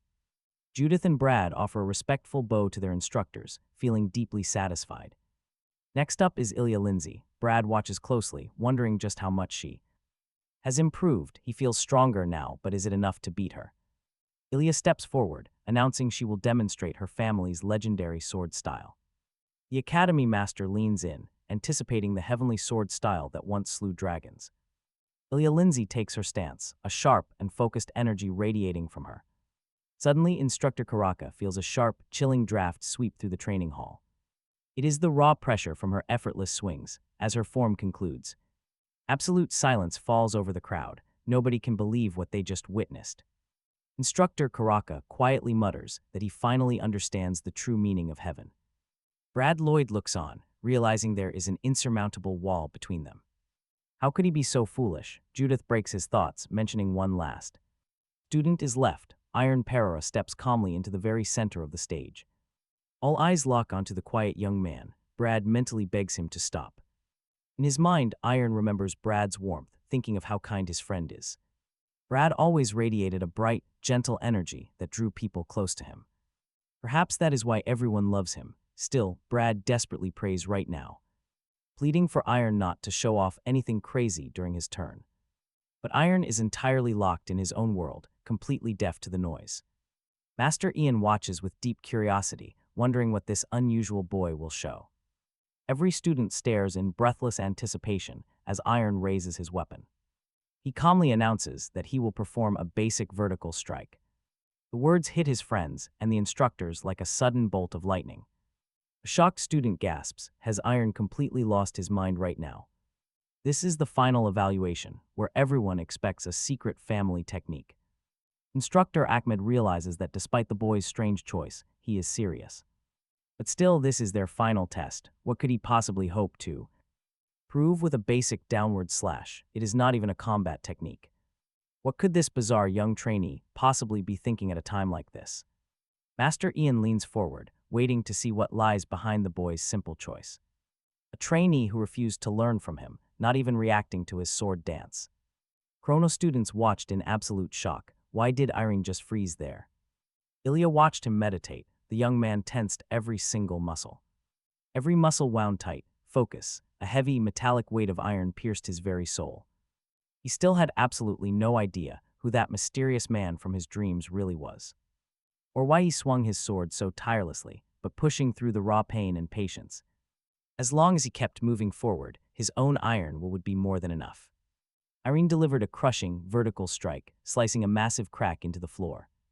A massive crack tore open, slicing straight across the entire arena floor. Judith glanced over at Brett. The young noble clenched his fists until they bled. Now watch closely. Headmaster Ian finally saw exactly what he had been waiting for. A moment later, the old master announced they were moving on to the final results. While this assessment was crucial, the current ranks did not guarantee who got admitted. They still had to face the dreaded final interviews to earn their spots. Ian began calling out the names from the very bottom. When he reached the top ranks, he announced Judith secured a solid 4th place. Third went to Brett Lloyd, with Irene Pereira taking second. Naturally, Ilya Lindsay claimed first. The headmaster praised them all, letting them know they did an incredible job. With the exams over, it was time for vacation. Later, Ilya entered the training hall. She knew she would find him here. Nobody else would be training right now. Irene greeted the girl with his iron sword in hand before sitting down to take a break. Ilya sat down right next to him, quietly noting how incredibly strong Irene had become. She added that both Brett and Judith had put on quite a show too. It had been a very long time since she felt someone breathing down her neck. Ilya admitted she barely kept her first-place spot, but this time it was actually fun. Honestly, his final strike was terrifying. Hearing this, Irene blushed with sheer embarrassment. He stammered back that her sky sword technique was also absolutely incredible. Then, get this, she dropped a total bombshell on him. She was not staying at the academy. Irene stared at her, completely taken aback. Why would she make a choice like that? Ilya giggled at his exaggerated reaction. Irene stammered that it was just so sudden. Ilya quietly admitted her true plan. She never intended to stay at Chrono. Her plan was always simple: dominate the midterm and final exams, and then return straight back to her family. She then asked Irene if he knew who the real genius of the continent was. That legendary title belonged to Carl Lindsay, and he happened to be her older brother. She began her story. When she was only 7, Carl's fame exploded across the land. He was a household name, known by almost every single person on the continent. At just 10 years old, he defeated an official knight in a high-stakes duel. His ridiculous talent had already pushed him to unprecedented, legendary heights. Acknowledged by the most powerful figures, Carl was hailed as the absolute strongest genius. Infinite hopes were pinned on his future, until another monstrous genius suddenly emerged. She was a mere commoner who took first place right here at Chrono Academy. Yet she walked away. That commoner was Ignat, and at just 14 years old. She founded her own mercenary squad. Then, Ilya explained that her brother Carl received an official challenge to a duel from Ignat, and her family never backs down. Even away from battle, Kyle readily accepted the duel. But after only 3 swift blows, Ignata easily won the fight. Seeing her beloved brother and role model lose so badly, Ilya was devastated. She rushed over, hugged her brother tightly, and burst into tears. Kyle gently began to comfort his sister, as if nothing was wrong. At that moment, she believed he would fight again and redeem himself. But Kyle was unable to recover, and after that, people changed. They turned cold toward their former idol, throwing harsh criticism his way. Unable to handle the sudden pressure, Kyle sank into deep despair. At the time, young Ilya could only watch her brother waste away. She could only watch helplessly as her brother slowly wasted away. It was obvious that the cruel whispers of the crowd locked him away. Ilya swore to herself that she would never suffer that same fate. She believed that her own resolve was unshakable, but she was slowly slipping. Without realizing it, she began sinking into that very same dark abyss. She had entered the academy at 12 just to chase after Ignata. At 14, she desperately wanted to be officially recognized as a proper knight. And that was solely because Ignata had earned her own knighthood at 15. But now she was finally going to stop trying to catch up with anyone else. She realized this thanks to Iron, who never lets anyone distract him. He simply never pays any attention to what other people say about him. Seeing his fierce determination to walk his own path, she decided to follow her heart. She realized she could still reach the level of master by doing things her own way. Iron was truly amazed by how she had managed to overcome her doubts. She finally saw a world that was no longer limited to just the academy. While he, on the other hand, still did not have a clear goal of his own. Ilya playfully told him to stop talking nonsense and keep pushing. If he slacks off, the gap between them will widen instantly. Meanwhile, Brad stood there alone, silently questioning if he was doing the right thing. Brad Lloyd stood silently in front of a massive crack, splintering the arena floor. Judith walked up from behind and asked what was on his mind. She warned him that the area was closed off for repairs. Then she eagerly suggested they have a friendly match instead. But instead of fighting, Brad quietly announced he was leaving the academy. A man who had only recently picked up a sword had shown unbelievable skill. Iron had mastered a high-level strike in just 1 year, while Brad had spent years of his life completely dedicated to the art of sword fighting. How much more time would Brad need to reach that level? He began to think that such incredible talent was determined right from the start. With a bitter sigh, Brad thanked Judith and turned to leave. Suddenly, Judith swung her arm and punched Brad right in the jaw. The blow was so sudden and painful that it knocked him back. He fell hard onto the floor and asked her what on earth she was doing. Judith yelled back, calling him out for failing to dodge her fist. She snapped, telling him that his head was completely messed up. He was basically a human rag. Still, the beating continued, and Judith was completely shocked. Did Brad seriously think everyone here was just playing around? In the future, he could brag about how, back in his youth, he had beaten the student who would become the continent's greatest swordsman in an exam. She added that for a coward running away over nothing. It made perfect sense. With that said, Judith turned and headed straight for the exit. This beating would give her boasting rights for her entire life. A few days later, the academy director asked Ilya if she felt better. After choosing her path, the girl replied that she felt much better now. And it wasn't just because of first place. Chrono Ian noticed something else. She looked truly happy, much happier than after those stressful midterm exams. Ilya said it was all thanks to Chrono's teachings. Brad Lloyd was next in line to interview with the academy director. The old man said there were 0 complaints about his grades. The young man was exceptionally good. Becoming a true role model for other students, he put aside his selfishness, fixing his flaws and sharpening his strengths. The academy director noted that he personally had high hopes for him, but Brad Lloyd, however, felt completely different. His self-confidence was absolutely shattered, gone forever. Chrono Ian saw it, a totally lifeless look in his eyes, burnt out. Just like a candle, the elder realized Brad couldn't hear him now, so the director told him to do as he saw fit, sincerely hoping with all his heart that Brad would find the strength to stand up. Next up was Iron Para. Stepping forward, the old academy director noted that his final exam performance was absolutely incredible in his entire career. He had never been so thoroughly surprised. He asked the young man if he remembered what they discussed after the midterms. As the director wanted to offer some advice, Iron promised that he would listen. But first, Chrono Ian insisted that Iron answer one crucial question.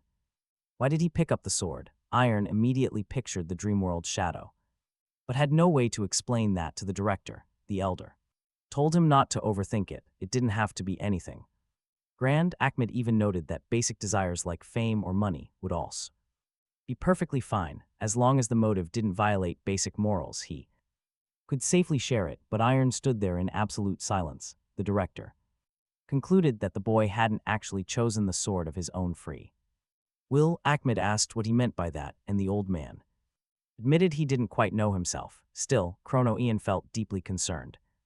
Iron was far more serious and disciplined than anyone else, yet he showed none of the emotions a regular person would experience. For instance, Brad Lloyd was absolutely thrilled when he felt his skills growing stronger. Judith looked genuinely terrified when she realized Brad was pulling ahead in strength. Every single student here felt either joy or deep frustration about their progress, but Iron seemed entirely detached from those feelings. The academy director asked if he was merely copying someone else. Iron quietly agreed that he was. The old man nodded, admitting he had suspected as much. How surprising, the young man reached such incredible heights simply by copying someone else. He lacked his own will. The head stated he would not ask about this idol, but if Iron wanted to keep training, he must think deeply. He needed to act. Now, without a reason, he had no place in this academy. The world is vast. Discovering himself out there was far more important than swinging sword here. Iron bowed and thanked the headmaster, promising that he would cherish this wisdom for the rest of his life. The master remarked that the word last sounded too final. It was not worth saying. The elder then asked for a single drop of his blood. The young warrior agreed. Soon, he held an official plaque certifying that Iron Para was an accepted student of the Chronos Academy. The elder granted the young man exactly 1 year to find his true path. Iron promised he would return in 1 year. It was time for farewells. Ilya said she would invite him over, insisting that he must visit when he could. She handed him a plaque bearing her noble family crest, explaining that if he showed it to the guards, they would never turn him away. Ilya promised to give him a flower when he arrived, explaining that the blossom was called Adonis, just like the emblem on his gifted bracelet. Iron was surprised. Do they really grow at your house? He asked. Ilya admitted that at 7 years old, she uprooted them all, but now she would replant them. Since they bloom in April, he should visit then. Iron promised he would visit her. Suddenly, Judith noticed the plaque in his hands and demanded one for herself. She received the same crest and was thrilled. Judith then apologized to Ilya for insulting her family, as she had never had one herself. She then asked why Iron stood there smiling. Iron replied that he was merely keeping the peace and security. He then approached Brad, asking if he was truly leaving the academy. Brad avoided the subject, and Iron agreed, knowing everyone had their own private struggles. Brad asked if Iron was leaving too, which he confirmed, but only temporarily. He would finish his personal training and return. Brad knew Iron would keep growing stronger. Iron warmly thanked Brad for boosting his self-confidence. He had finally realized that he only felt alive when swinging a sword. Iron added that while he would skip details, a massive shift had occurred within him 1 year ago. That spark drove him to learn fencing and join this academy, yet he could only look back, understand his heart, and find the courage to move forward. After meeting his friends, he hoped they would all meet again. Iron offered a final thank you to Brad Lloyd for his crucial guidance. Just then, a carriage arrived, and a knight stepped out, greeting the young heir. Lloyd replied that he had to go. Iron suddenly shouted that Brad must get stronger. They absolutely had to meet again. The carriage drove off. Judith rolled her eyes, teasing them for staging such a melodrama. Here, deep down, she felt she might never see Brad again. Then, another carriage stopped, and Iron's personal servant stepped out to escort the young master home. But who are these girls? The servant asks. Iron replies that they studied together. They are his academy friends. Hearing this, the old servant quickly thanks them. He is grateful they showed his master kindness. Then, Iron climbs in and waves. Judith yells for him to come back soon as the carriage rolls away. Left behind, a heavy silence falls. Elijah quietly wishes her ride would arrive. Watching from above, Instructor Ahmed notes that their most promising students have departed. The school director must feel incredibly empty seeing them leave, he remarks. Principal Ian admits he cannot deny the sadness, but Ahmed shifts to Iron. He wonders if the boy will be all right. Forging your own path is brutal. Finding your own way is hard, but Ian tells Ahmed there is absolutely no need to worry. Is not this young man the fourth genius of the continent? He is different. He is unlike the others. Does Ahmed not see his true genius is diligence?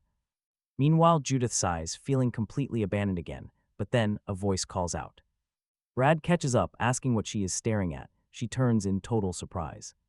Why did he return? Brad explains that after thinking it through, he changed his mind. Giving up simply does not fit the proud air of the Lloyd family. Plus, with Iron gone, someone has to keep Judith's terrible temper in check. That instantly sets her off. Is he seriously picking a fight right now? Brad chuckles, teasing that her insults are basically a compliment if she stumbles. The young heir notes that he still needs to request his reinstatement. But he is confident the headmaster would never reject someone of his caliber. Back in the carriage, the servant watches Iron staring silently out the window. He assumes his young master is deeply hurt about failing to officially graduate. Seeing his quiet gloom, the worried old man asks what he is holding. Iron silently opens his hand, revealing a shining platinum plaque of the Lindsay family. The servant nearly chokes on his own breath. How did he get this? Iron calmly explains that one of his academy friends gave it to him. He mentions it was the quiet girl with the light hair, Elijah Lindsay. Seeing the servant's shock, Iron realizes the Lindsay name holds incredible power. The family is far more prestigious than he ever could have imagined. He puts it away, deciding they should stop at an inn for the night. Once settled in his room, Iron immediately sits down to begin meditating. Outside, the servant listens closely, but the room is completely silent. Fearing his young master is wallowing in silent despair, he frantically looks for help. He needs a distraction, and that is when he spots a strange traveler. It is an orc fortune teller, an incredibly rare sight in these parts. They normally dwell in the far northwest, so this is highly unusual. What is he doing in the south? This is no ordinary beast. With a strange pendant and glowing tattoos, he is a genuine mystic. The servant quickly drags Iron over, claiming orcs can see the future. Iron nods, remembering that even crossing paths with one brings great luck. The hulking mystic welcomes them with a deep, rumbling voice. He asks who seeks a reading, and Iron steps forward to try. The servant smiles, knowing these mystics only speak of bright futures. A bit of happy news is exactly what his young master needs. Master, the orc asks the young master which topic he's interested in, offering any choice. He could pick anything. The orc stared. How old are you? Iron said 16. The orc scoffed. He looked too good. Way too good. But if he lied, the prediction wouldn't work. Iron insisted he was telling the truth. The orc said that if the young man really wasn't lying, something big was coming. He'd easily be accepted into any knightly order. He just had to apply. If he kept going, if he walked this path of the sword, an incredibly bright future awaited him, but the servant scoffed at this. Calling it an absolute lie, an orc seer, yeah, right. He told his master they should leave instead of wasting time on a fraud. The orc stopped them there, handing the young man a small slip of paper. He said whenever things went wrong, this note would definitely help him out. Watching our hero walk away, the orc realized Iron had gained serious muscle.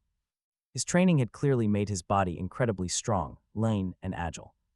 But even more shocking was the intense power radiating all around him. Honestly, it was probably better if this kid stopped telling people he was only 16. He's just too mysterious. Wonder if they'll meet again. The orc looked around. At the passing crowd, knowing his fortunes wouldn't work on anyone else today. Soon after, the servant apologized, having no idea that orc would be such a fake. But Iron just smiled, noting that they didn't hear anything bad. He took out the paper and unfolded it. It read, to stand firm.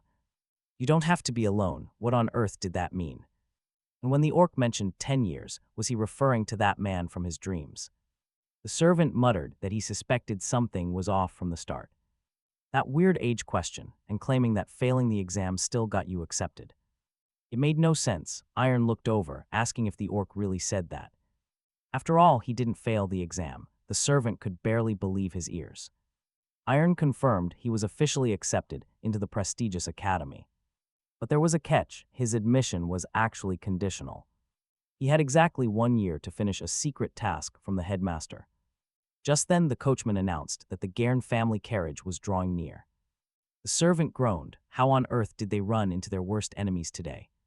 The ones who openly insulted his master, especially Aaron Gairn.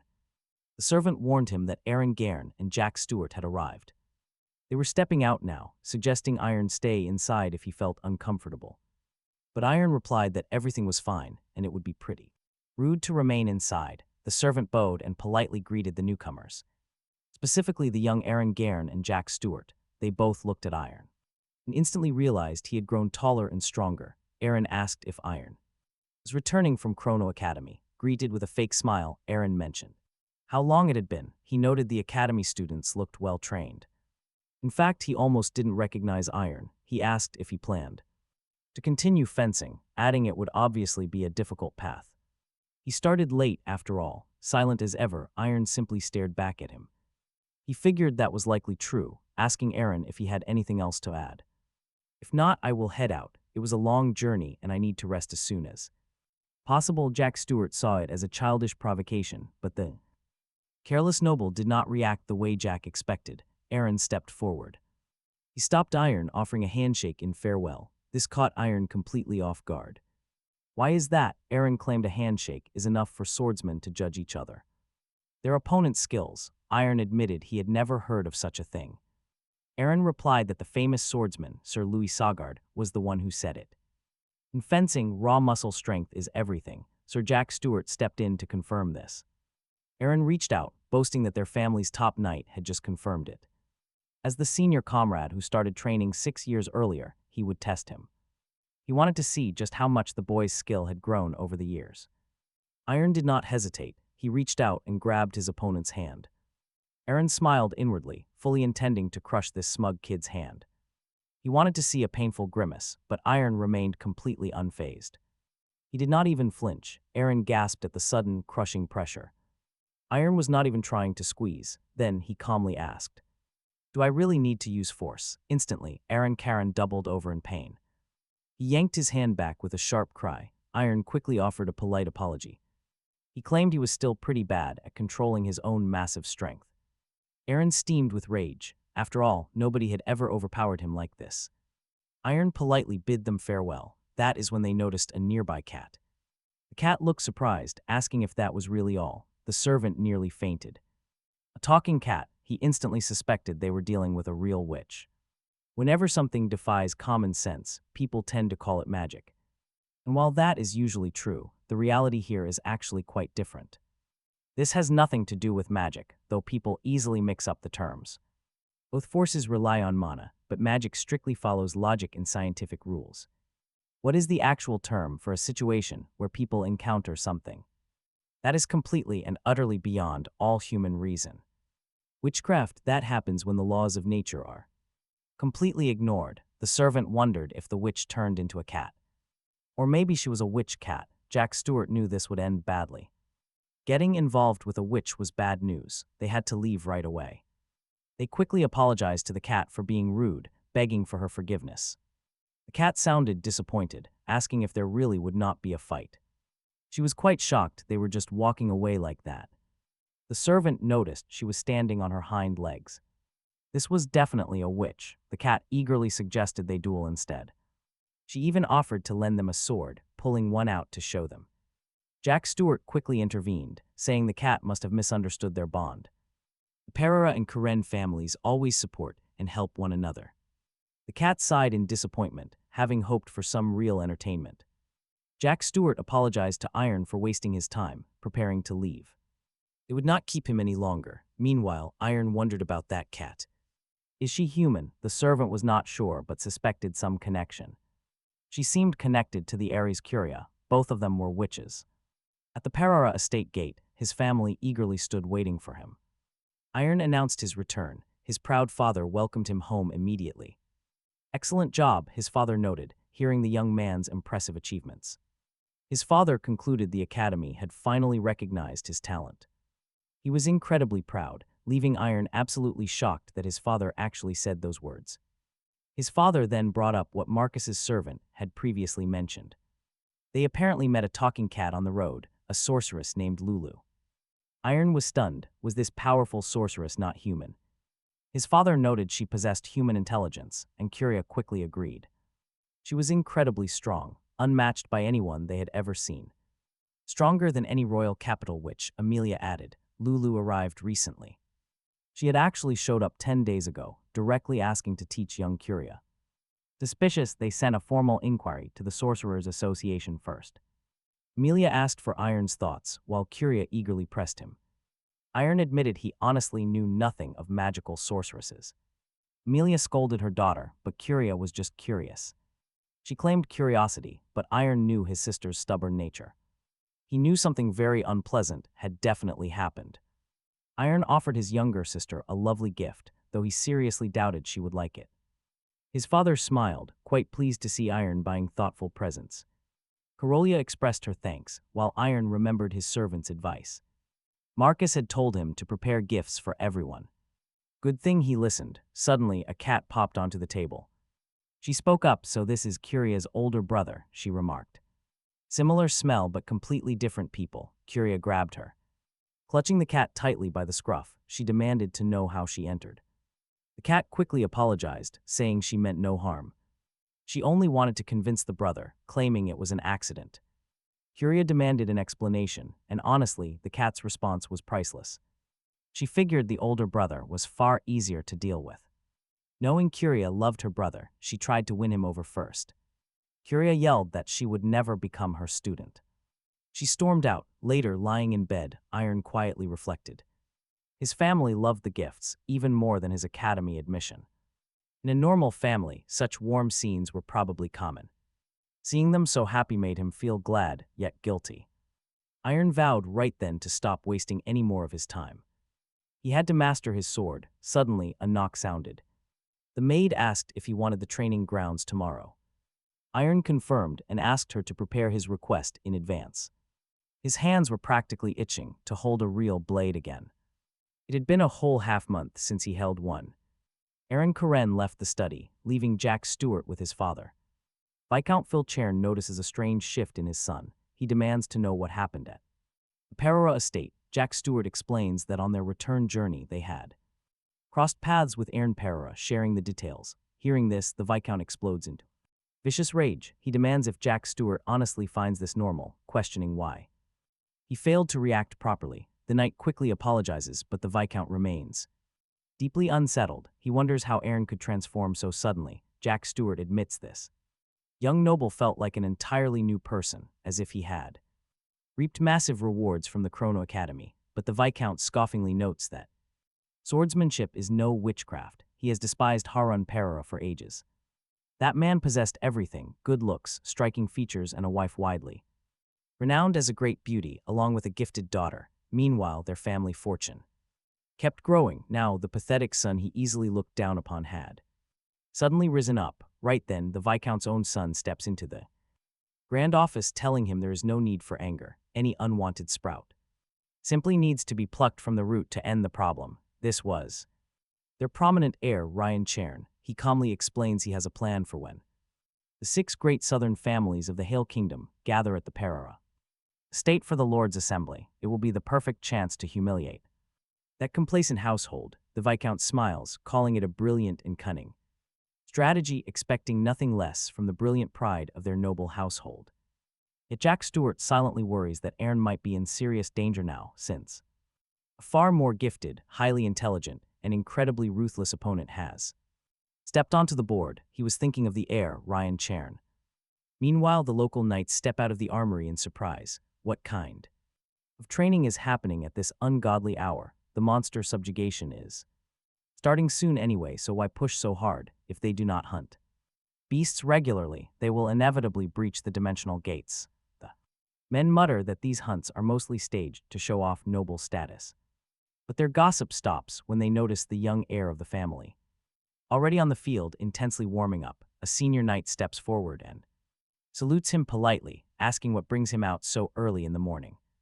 Aaron greets them back, mentioning he heard the regular troops had morning drill scheduled for today. He explains he wanted to finish his workout early to avoid getting in anyone's way. Seeing this, a private wonders if Aaron was kicked out of the prestigious academy. Otherwise, why would he be here? Still, they cannot deny that his physical form has vastly improved. One soldier watches him perform heavy pull-ups on the bar, utterly bewildered. He wonders if anyone actually uses a heavy iron disc like that.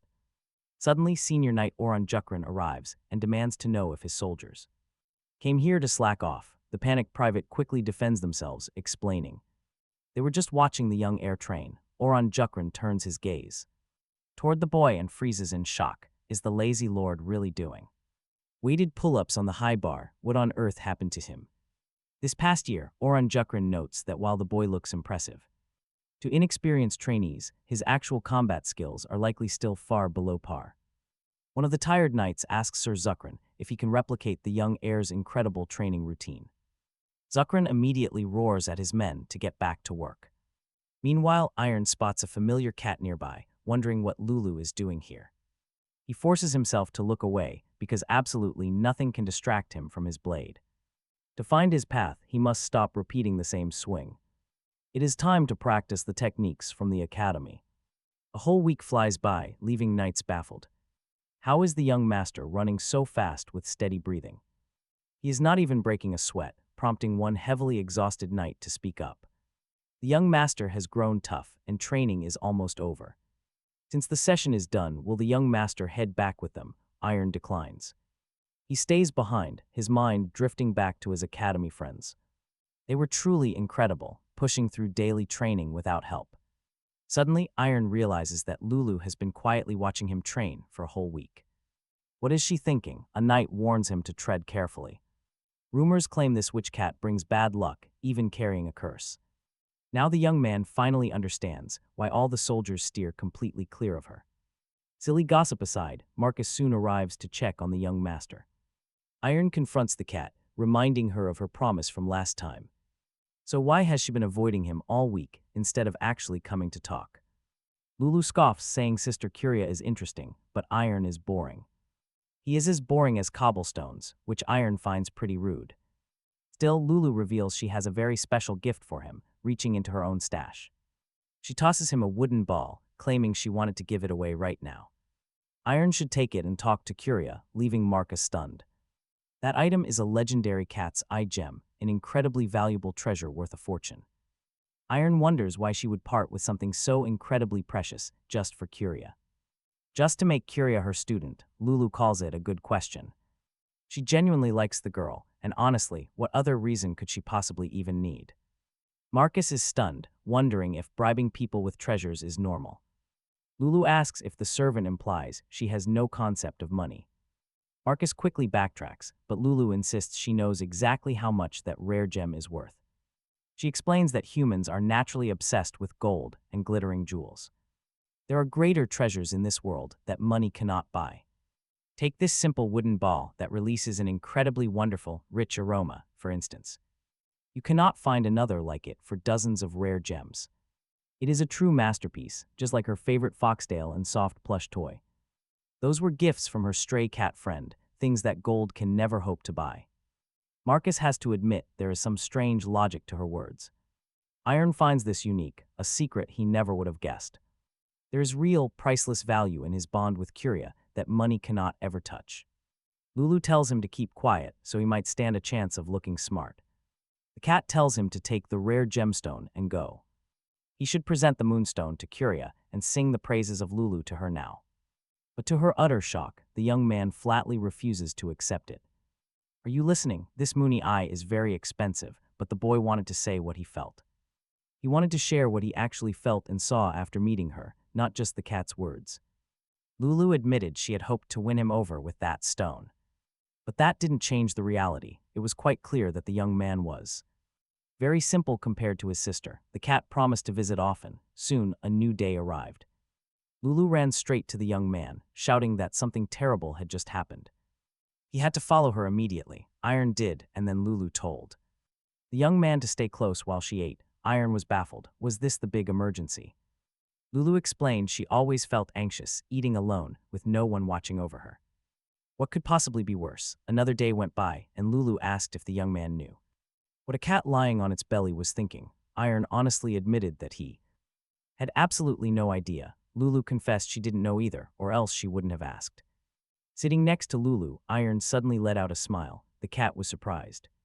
Why are you laughing? The young man replied that he just felt like it. Then Iron remembered the words of the academy master, who warned that the boy had to find his path within a single year. Now, the young man knew he had to find his way with the sword as fast as possible. Ever since leaving the academy, he had completely lost his way, unable to make sense of anything at all anymore. Iron had no clue what to do or how to find his direction. Clutching his sword, the young man repeated those familiar movements once more. Lulu suddenly asked if Iron had ever tried learning witchcraft. The young man was utterly shocked. Why would I ever need that? Lulu offered to take Iron in as her very own student, and suddenly the young man felt. Can you believe a tiny cat could release such crushing pressure? Iron thought that the cat standing before him now was entirely different from the peaceful creature he knew.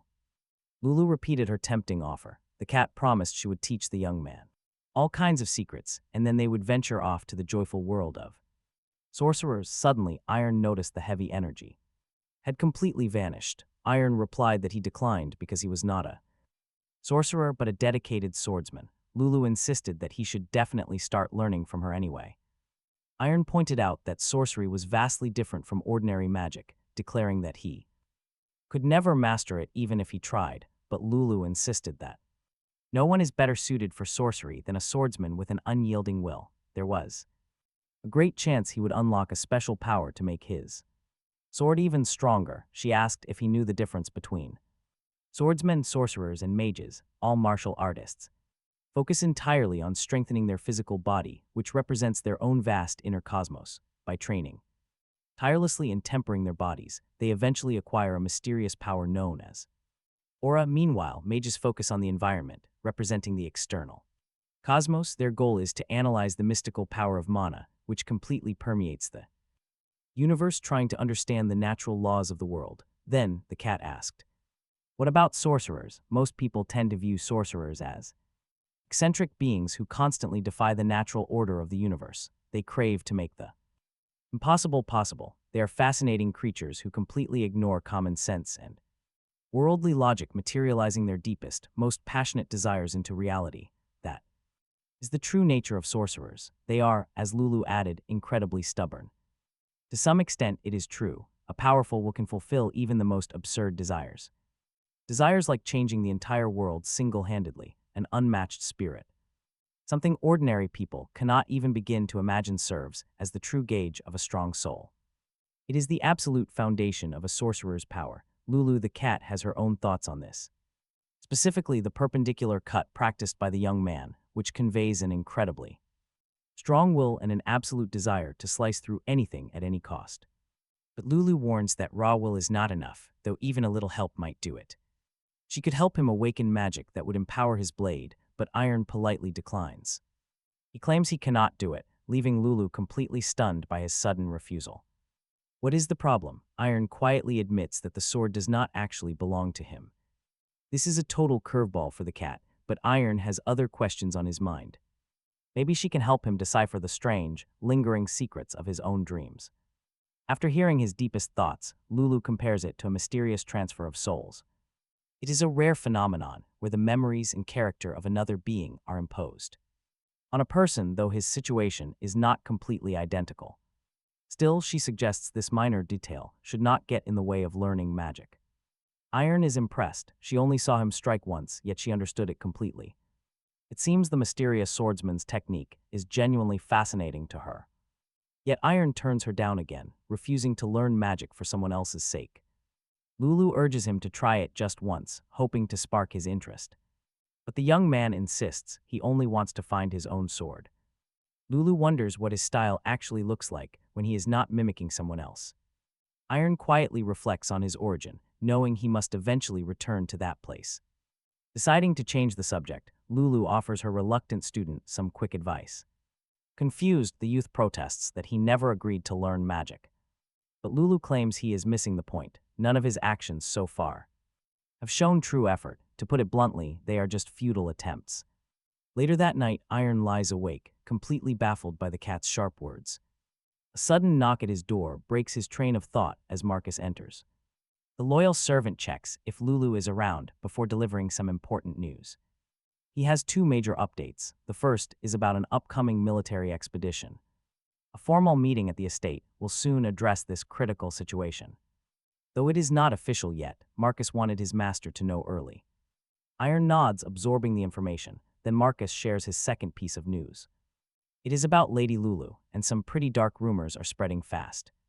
Apparently, she once joined the Oracle Witchcraft Guild on the eastern side of the continent. But right after she left, their entire community completely fell apart. Furthermore, the second son of the Zackle estate died in a tragic accident. Shortly after Lulu visited them, even a major trading group was affected. The Barbin organization went completely broke after letting a black cat inside. Iron asks if there is any actual proof behind these wild stories. Marcus confirms that every single one of those disasters actually happened. But did Lulu actually cause them? Iron wants to know the truth. Marcus admits there is no concrete evidence linking her to the events. She was just present, meaning Lulu might actually be completely innocent after all. Perhaps people simply confused some real details of her life with superstitions about black cats. Those wild rumors were entirely baseless and completely unfounded. Still, Marcus wondered if taking such a risk was necessary. The polite servant quickly apologized for straying so far from the main topic. Iron knew his servant was simply worried about him. The young noble remembered his vow to be the judge. He would judge Lulu based entirely on his own personal feelings and not on baseless rumors. To him, the strange black cat did not seem to have a bad temper at all. She was certainly different from humans, but she clearly had some good sides. He had to explain things to Curly without repeating any rumors. Suddenly, a tiny voice quietly asked what would happen if misfortune found them with her nearby. Knowing the sneaky cat was hiding nearby, Iron calmly asked if what Marcus said was true. Lulu slowly crept out from under the dark bed, keeping her ears pulled down with guilt. When Iron asked if she was responsible, Lulu instantly denied the whole thing. She claimed she was just having fun when those two old Oracle mages fought. Because of their stupid little duel, the magic tower blew up in the land of Barbaria. And the sudden internal fighting over at the Zakala estate had nothing to do with her. Iron wondered if this was all a massive coincidence or if she was lying. But there was absolutely no real reason for him to lean towards either option right now. He assured her that nothing bad would happen, even if they stayed friends. Lulu reminded him that she was a black cat, a clear symbol of misfortune. Iron just smiled, pointing out that there were plenty of terrible rumors about him as well. They were actually quite similar, as he had made plenty of mistakes himself. He would simply trust his own heart and deal with any bad luck together. Hearing those comforting and gentle words, the little cat's large eyes instantly welled up with tears. Even if others worried, Iron promised to ease their fears over time. With a sniffle, Lulu offered him a special gift, pulling out a bubble. She showed him a strange object that looked like a delicate, shimmering pocket of pure air. She boasted that it was incredibly rare, far more valuable than any cat's eye. Then she bolted straight out of the room before he could even reply. Iron called out after her with a hearty laugh, shouting that he absolutely didn't accept bribes. Examining the sphere, he realized it was actually one of her most prized treasures. He stared at the massive ball before heading off to meet with his father. He officially announced to his father that he would personally join the family's upcoming punitive campaign. He confidently promised to succeed, but his father quickly reminded him of the extremely harsh truth.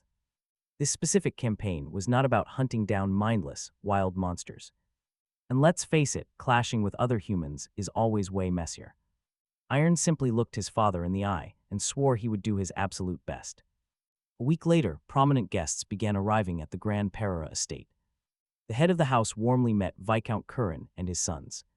Curran remarked on how much young Iron had matured and grown stronger since they last met. Soon, the lavish dinner table was set inside the drawing room. Many powerful family heads gathered there along with their ambitious offspring. Marcus quietly leaned in, telling his young master to keep one very crucial detail in mind. Not a single family present in this room was actually on their side. They got along with Bauer and parted without conflict, but their friendship was barely surface deep. The Cairns openly despised the Perera family. Baron Lester attended with his sons, and Baron Russell's family was also among them. Baron Russell arrived with his son, alongside the critical Viscount Cairn. At this event, Marcus had warned that Phil Cairn was someone to be especially wary of, as the Perera family had been at odds with him for ages. The head of the Perera household raised his glass, warmly thanking all the guests for taking the time to secure the southern trade route and protect their shared prosperity, bringing peace to the 6 southern noble families. Soon, all eyes in the room turned directly toward Iron, who realized he was expected to drink his glass. He was stunned. Why was everyone staring? Honestly, the second-hand embarrassment is so real. Did he make a mistake? Phil Cairn noted that Iron was holding the glass incorrectly, noting that white wine is highly temperature sensitive. Holding the glass like that transfers palm heat to the drink. Therefore, you must hold it by the slender stem instead. Feeling embarrassed, Iron apologized. Cairn smoothly waved it off, saying there was no need to apologize before suggesting he try holding it properly. Iron complied, and Viscount Cairn thanked him, adding that it would look better to slightly curl his pinky finger back when spices were highly expensive to avoid waste. People used only their thumb and pinky to handle them. However, when grasping a glass with the whole palm, fingers grew damp and spices were easily ruined. Phil Cairn laughed, saying that at such a young age, of course no one worries about these details, but as an aristocrat, it is essential to master proper table etiquette. Baron Lester chimed in, noting that this was a highly accurate point. The difference between nobles and commoners lies in these tiny details. Cairn remarked that Lester had strangely twisted his words, claiming that was not his meaning. Baron Pereira replied there was no misunderstanding. Cairn added he spoke only for Iron's benefit. The Viscount Cairn asked his son if Ryan had listened to the symphonies he had recommended. The young man confirmed he did, noting he really enjoyed the second composition. Baron Lester chimed in, noting that Ryan clearly knew his music, and honestly, the trap they were setting was so obvious. Iron quietly replied that he did not listen to music and had no preferences. Lester condescendingly suggested that perhaps there was not enough time for that during his academy days, but a basic level of culture is necessary for everyone. Otherwise, when conversations stall, both parties will find themselves in a highly awkward spot. Lester laughed, saying it was just a joke not to be taken seriously. Ryan thought that Iron would have to finally understand the shame of being a noble without even a basic education. To Ryan, this was the natural result of laziness and ignorance. The moment had come to expose the sheer irresponsibility of Baron Pereira's parenting. Ryan smirked, knowing Iron was completely helpless in this social trap. His father quietly asked Iron if he was all right. The boy apologized, saying he did not feel well and requested to be excused. His father nodded, allowing him to leave. Iron walked out, furious at himself for running away. Once again, Iron believed he had built up enough confidence to stand his ground. But he still had no clue about the crushing weight his father quietly carried, or how deeply Curia and his mother suffered. Left completely alone, the young man broke down.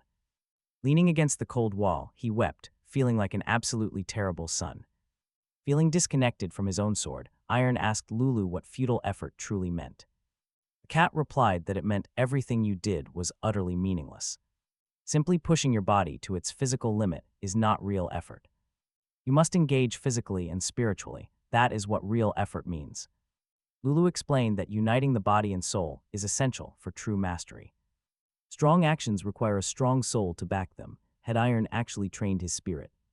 The young man stood in a daze, completely lost on what to do next.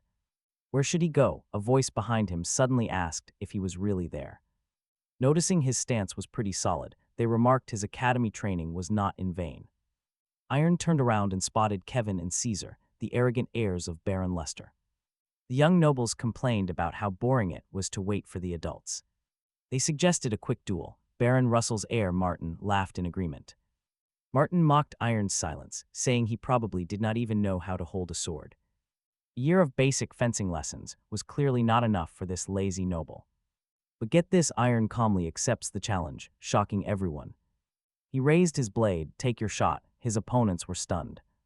Who knew he had it in him? Kevin stepped forward, declaring he would go first. He grabbed a wooden practice sword, confident he would easily crush Iron. True, Kevin had not fought in a while, but his opponent was just a beginner. A one-year amateur was absolutely no match for him. Iron was about to suffer a brutal defeat. Standing in silence, Iron kept his focus, gripping his sword tightly. Kevin taunted him, promising to test exactly what he had learned at the academy. But before he could even finish his boast, Iron lunged forward. He struck with blinding speed, leaving Kevin absolutely zero time to react. One blink, Kevin was flat on the floor, completely dazed. Iron calmly asked who was next. Kevin scrambled back up, yelling that it did not count. When Iron asked why, Kevin claimed he had pulled a cheap sneak attack. Since nobody started the match, it was unfair. Unfazed, Iron offered to start over. But Martin Russell pushed Kevin aside, declaring he would take over. Martin blamed Kevin for being careless and told him to step back. Only by crushing Iron himself would his pride be fully satisfied. The Lester brothers cheered, knowing Martin possessed far superior skills. Martin swung his heavy sword, aiming to end this in a single blow. But with effortless ease, Iron raised his blade and blocked the strike. Martin sneered that blocking would not save him, while the others egged him on. Nothing worked. Martin could not understand why Iron refused to budge. Despite his overwhelming strength, Iron stood perfectly still, breathing calmly. Martin, however, was already gasping for air, having burned through his energy. He kept swinging wildly, but his strikes only grew slower and heavier. Soon, Martin realized his hands were shaking uncontrollably from fatigue.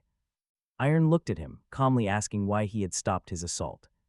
Martin couldn't handle the pressure anymore and wanted to back out, but Iron kept swinging his sword.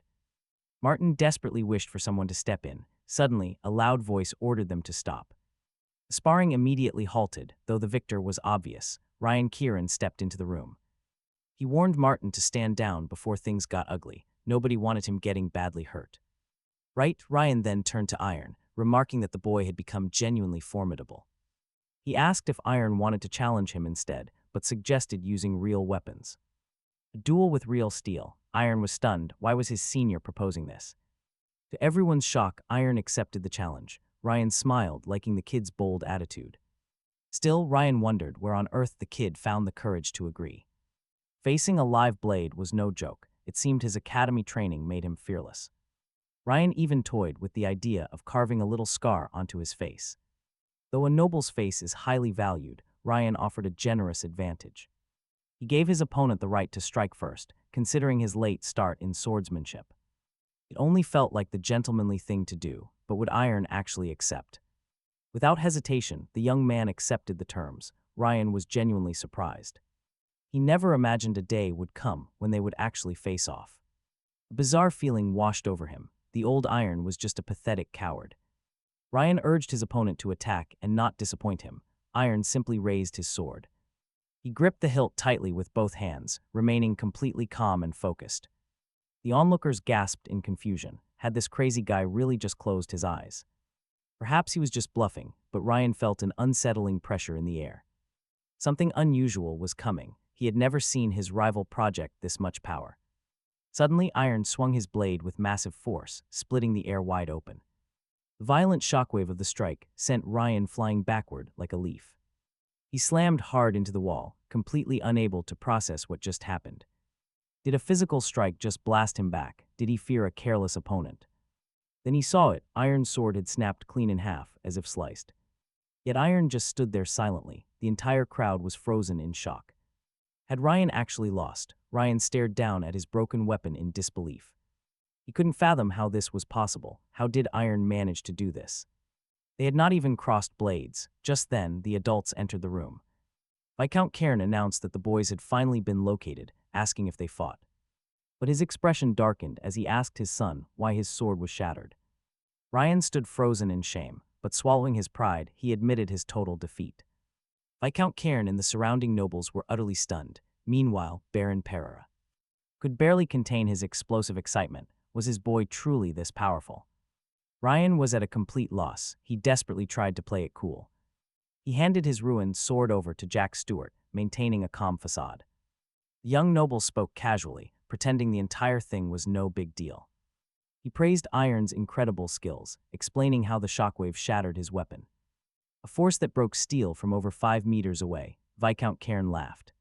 He declared that Iron's newly awakened talent was absolutely extraordinary. After all, the kid spent a whole year training hard at the legendary Chrono Academy.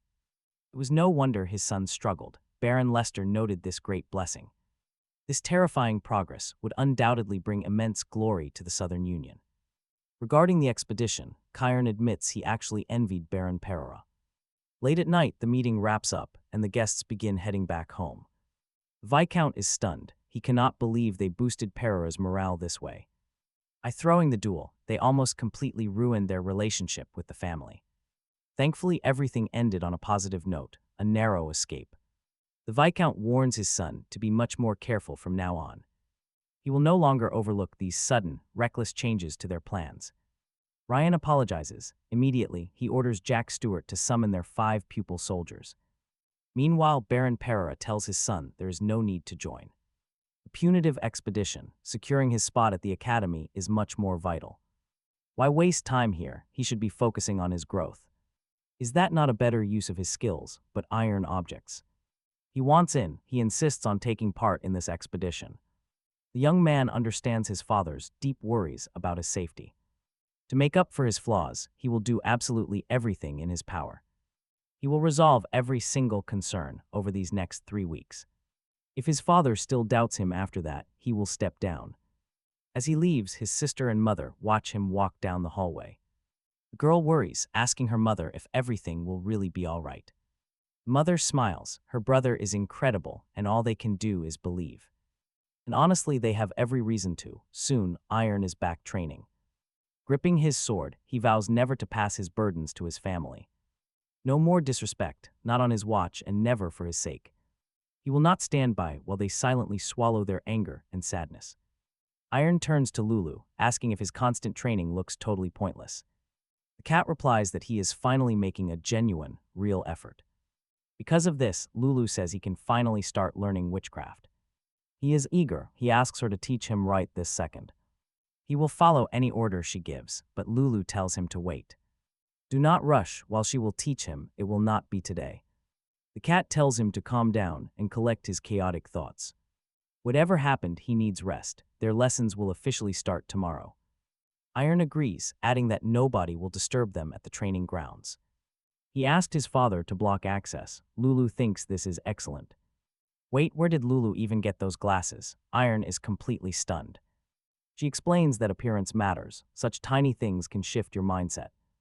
Lulu reminds him that the spirit is everything when practicing witchcraft. Merely wanting something is not enough. You must transform your desires into reality. The young man's ultimate desire is simple: protect his beloved family.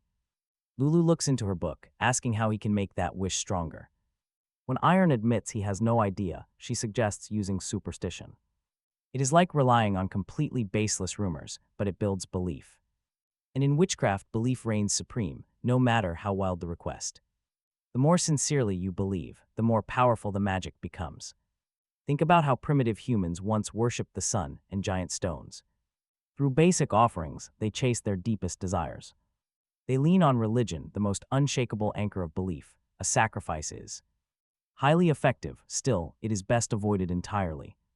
Otherwise, a devil will likely answer the call. Iron was stunned. Would Lulu truly turn to witchcraft? The cat explained that the only real option for Iron was to grip his sword and focus entirely on his ultimate goals. Suddenly, Lulu stopped. Why was Iron just standing there? He needed to grab his weapon and start swinging. The boy picked up the blade and immediately resumed his training, focusing on his spirit. Eventually, the young swordsman asked if he had to repeat these identical drills forever. Lulu shook her head. This was different. The small cat proposed a strict deal: 1,000 swings every day, pouring his heart and soul into every strike. He had to train with absolute sincerity, constantly searching for his path forward. Lulu pointed out that this heavy devotion was surprisingly similar to the superstitions of the past. Mindlessly practicing with the blade every day was never going to be enough, but if you repeat actions directly bound to your ultimate desire, your spiritual strength will only grow stronger. In fact, they will become unyielding with every passing day. It was crucial to abandon his old mindset and train with a powerful spirit. Mindless movements would change absolutely nothing. The young swordsman was completely lost. Did he need to strike with all his might, channeling his deep love for his family, or repent for his past mistakes, or pray for such incredible mastery over the blade that no one would ever look down on him again? Lulu realized it was enough, that the boy had finally started to reflect. If Iron kept trying, he would eventually find that strength inside, awakening a sort of magic. Through sheer effort, it sounded wild, but for Iron it was perfect. 10 days of this strange magic training passed. The boy realized 10 days had slipped by. Was he truly on the right path or wasting time? Lulu asked. If he knew what could freeze a burning soul and turn a heart of stone to dust, the cat answered. It was doubt and insecurity. It was completely normal. Since a soul cannot stay burning forever, soon, Iron's fiery resolve started to dim. As his limbs grew heavier, countless distracting doubts began crowding his head. In these dark moments, thoughts always spiraled downward. That was when Lulu pointed out that this is exactly why people must stand together, rather than completely alone. When you cannot find faith in yourself, you rely on the one who believes in you. And when they stumble, you repay them with the very same faith you received. With the faith you once received, Lulu believed their special bond would help the young swordsman push forward with far greater confidence, but Iron quietly murmured that nobody had ever truly believed in him. Lulu looked up, surprised. Why did he think that? The boy admitted he was just a coward who only ran away and hid from danger. Who could possibly believe in him? But Lulu gently said that she believed in him. The wise cat reminded him that she once called him as boring as the countless stones in the valley, but things had changed. He was completely wrong. Rocks are strong, smooth, and incredibly beautiful. Nobody dislikes gorgeous stones, and Curia is basically a rare sapphire. Then Lulu pointed out that plenty of people have actually loved the young man all along. There was absolutely no need to rush to such extreme conclusions. Soon, the cat noticed that today's lesson had ended. It was time for Iron to quietly reflect on everything. Back in his bedroom, lying there, the young man thought about everyone who backed him. His family was at the top of that list. They waited more than 10 years for him to wake up. Without their constant belief, he never would have found the strength to pick up a sword again. Then there were his friends and the academy. Instructors and headmaster, every single one of them had faith despite his many flaws. Could he ever become someone who inspires that same faith in others? Iron deeply yearned for that. Drifting off with those thoughts, he slept. Meanwhile, Curia was in the massive family library. Out of nowhere, the young girl sensed a massive surge of raw magical energy. She flung open the door, panic rising. Could something have happened to her brother? The cat just stared back at her in pure shock. Curia demanded to know what was wrong, but Lulu explained that Iron had just awakened his latent magical powers. Curia had never heard of any awakening like this. She raised her voice, commanding Lulu to explain the situation right now. Lulu explained that Iron had reached deep into his very soul to pursue his ultimate dream. He entered a sacred inner space where absolutely no outside force could interfere. Iron will keep training in that private mental space until he gets actual results. Kalia asked when he would come back. Lulu said it would happen only after he achieves his goal, but nobody knows the exact timeline for that. It could be tomorrow, next month, or he might be gone for a whole year. Curia panicked. Had she somehow brought this terrifying curse down on them herself? All she wanted was for her brother to come home alive. Iron, however, was utterly baffled. What was this strange fence? He figured he must be dreaming again. Before him, that mysterious man was swinging his heavy blade, completely focused. Just like always, nothing changed. Then, without warning, the mysterious figure stopped. He turned his gaze right toward Iron, their eyes locked in a tense stare. This guy was watching him closely. What now? Suddenly, reality itself began to warp. Violent lightning crackled and surged violently around the swordsman. That energy shot straight into Iron, linking them in a high-voltage surge. It was overwhelming. Iron lost his footing completely, his body giving out. He was pulled forward, crashing toward the stranger. When he finally woke up, he realized he was lying flat on the hard dirt. Eyes closed, he groggily scratched his head. Why did his bed feel so rough? This dream was getting way too realistic. He blinked his eyes open only to realize he was not in bed. He was on the ground, dressed in bizarre, ancient clothing he didn't recognize. This was no dream. Standing right in front of him was an ancient, weathered wooden cabin. That's when he noticed the swordsman was gone without a trace. He had no idea what was happening. Nothing like this had ever happened. Before him, he spotted the exact same sword, firmly embedded in the ground. None of this made any logical sense. Only one possible explanation remained. This was real magic. Iron reached for the sword, muttering to himself. He had awakened the magic. If this training ground was born from his deepest desire, then this was his personal training ground. Iron figured that no one would ever disturb him here. This territory was built for him. Alone, Iron gripped the hilt, pulled it from the earth, and began swinging it in wide arcs. The boy believed this place would reveal his true path of the sword. Iron paused his training, glancing around. Iron felt like he had just warmed up, but night had already fallen. Wishing the night would go away, a bright sun instantly appeared in the The clear sky, the young man realized this was pure magic.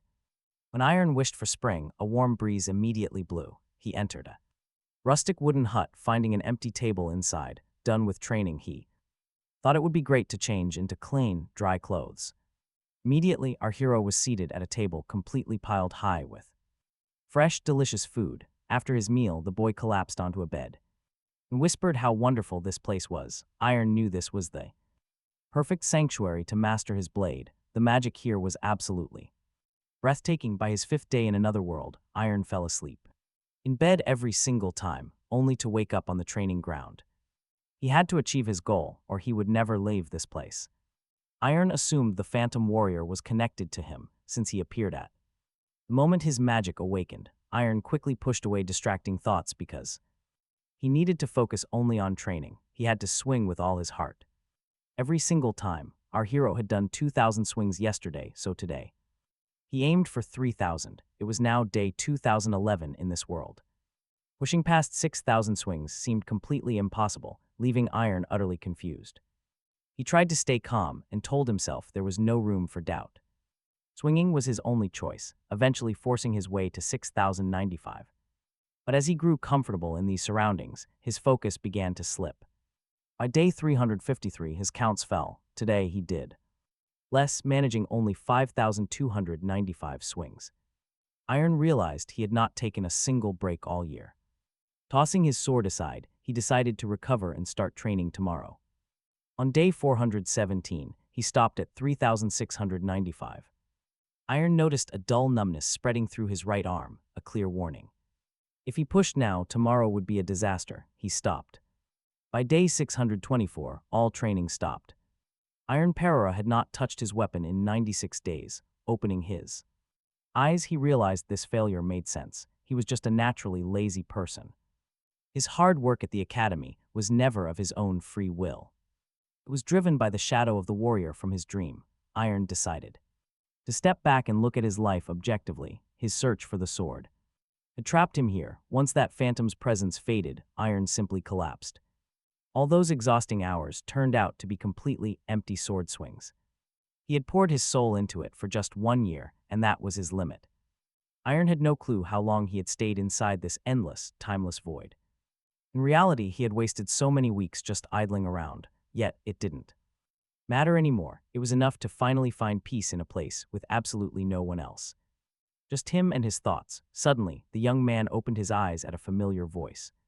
Someone was calling his name. Incredibly, Ilya was standing right in the doorway. The girl told Iron to wake up, reminding him it was time for their early training. Even though the night sky still hung above, Iron leaped out of bed, completely stunned to see Ilya there. But as he scrambled to his feet, they got caught in the blanket, sending him crashing face first onto the floor. The girl giggled, teasingly asking if he was really that happy. Then, Ilya asked if he was running in those pajamas, hurrying after her. Iron couldn't help but wonder where this running path had even come from. Ilya urged him to keep up as she picked up the pace. After their exhausting run, the young man realized they had trained straight until dawn. It had been ages since he last pushed himself like this. Ilya then ordered the young man to hurry up and sit at the table. Right after breakfast, they would immediately begin their sword training. Iron simply couldn't take his eyes off her, which left Ilya quite surprised. She asked what he was staring at, prompting Iron to ask how she had even ended up here. Ilya just told him to stop asking such useless questions and eat quickly because their real training was about to start. On the training ground, Ilya couldn't believe how much slacking off it took to make his stance look so incredibly terrible. She remarked that his soul felt completely empty inside. He'd only move naturally once he actually filled that void, a lesson he originally learned from Lulu. Hearing this, Iron gasped. How did Ilya even know Lulu? But she just yelled at him not to ask foolish questions. Somehow, Iron completed 2,000 practice swings. Ilya finally praised him, saying that was plenty for 1 day. She promised they would meet again before she vanished completely. She simply dissolved into thin air, and the dark night sky returned. Iron sighed, knowing all along she wasn't real. It was just a sweet, fleeting dream. Exhausted but satisfied, he sank back into bed. Tonight, he wouldn't even need to force himself to sleep. Drifting off, the young man couldn't help but wonder how Ilya had appeared in this dreamscape. Perhaps his subconscious had called out for her.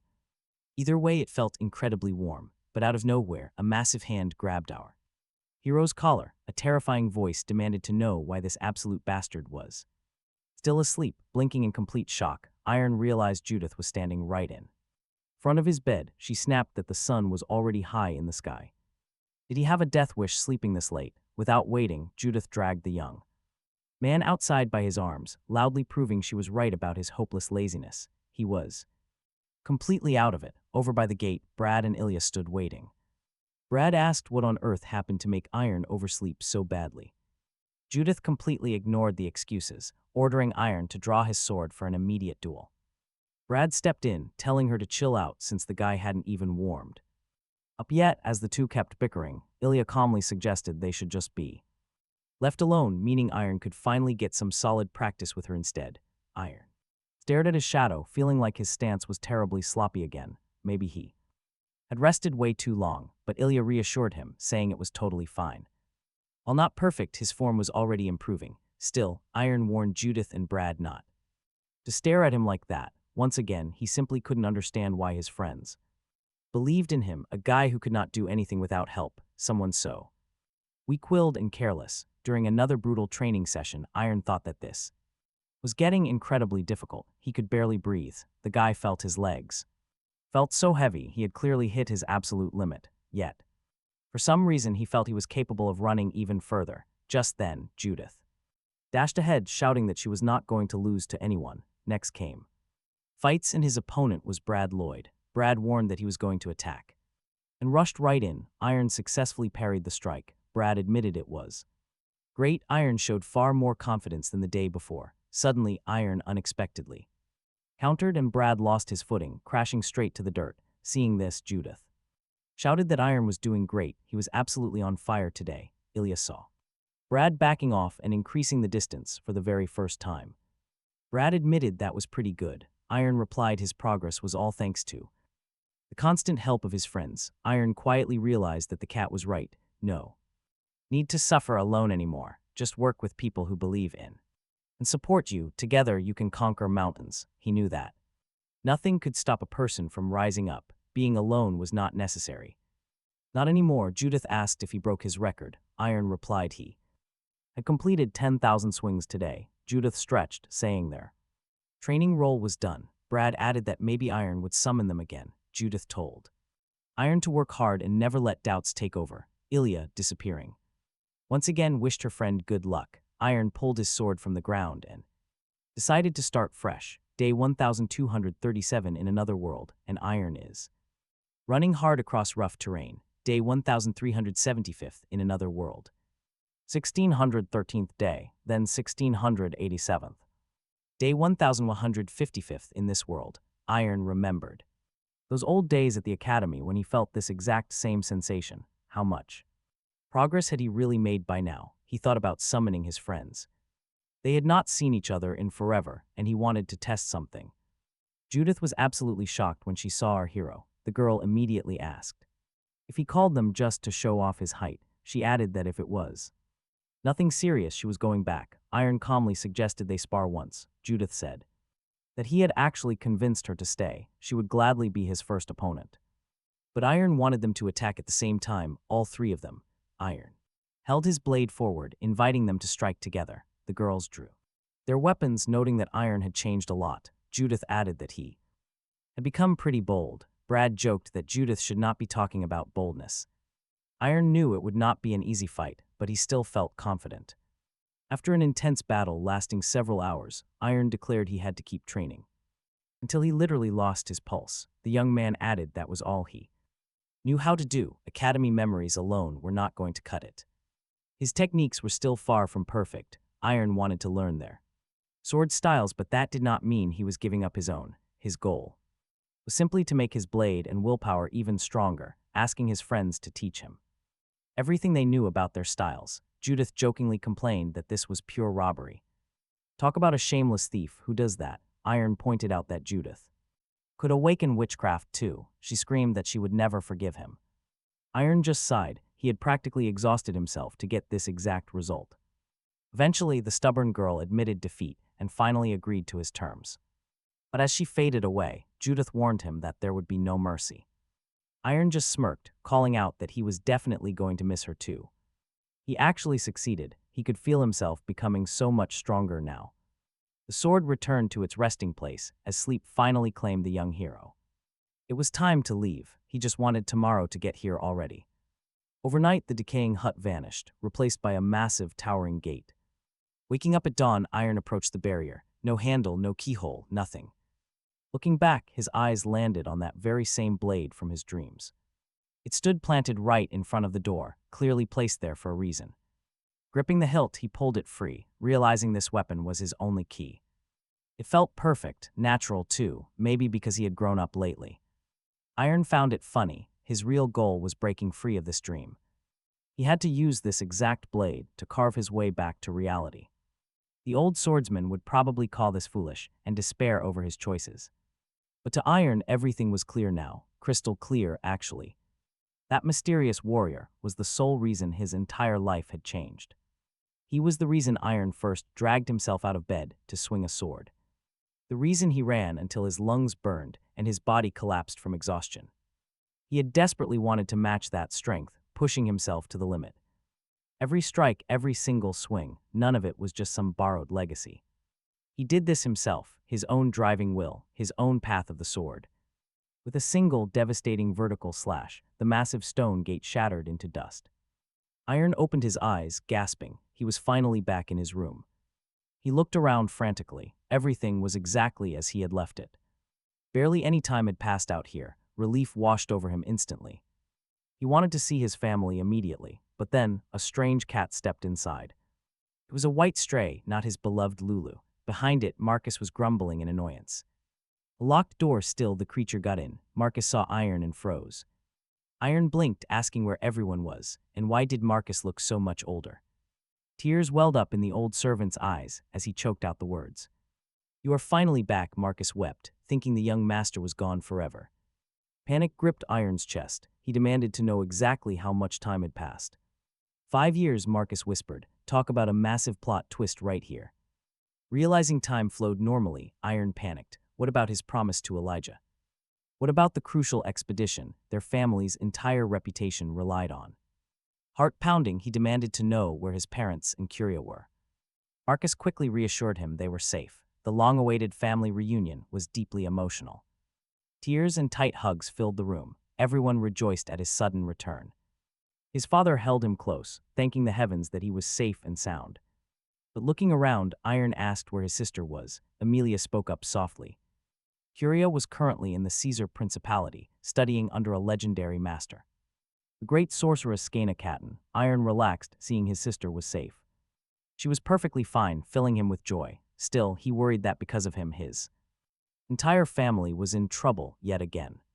He knew he could not keep acting like this. Iron told them that his family must have suffered, worrying about their son locked away all alone in a far-off place. But during those 5 long years, he had not just been sitting in a cell. The young man had trained relentlessly and achieved incredible results, he told them.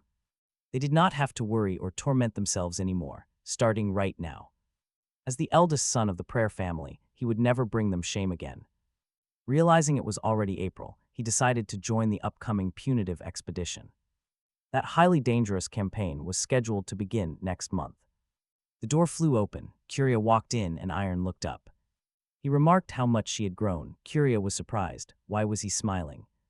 Did he honestly think this was a laughing matter? Iron gently explained they had not seen each other in years, and he was just happy to see her. Amelia then asked why Curia was back home instead of staying in the Principality. The girl replied that she would take her brother's place in the upcoming expedition.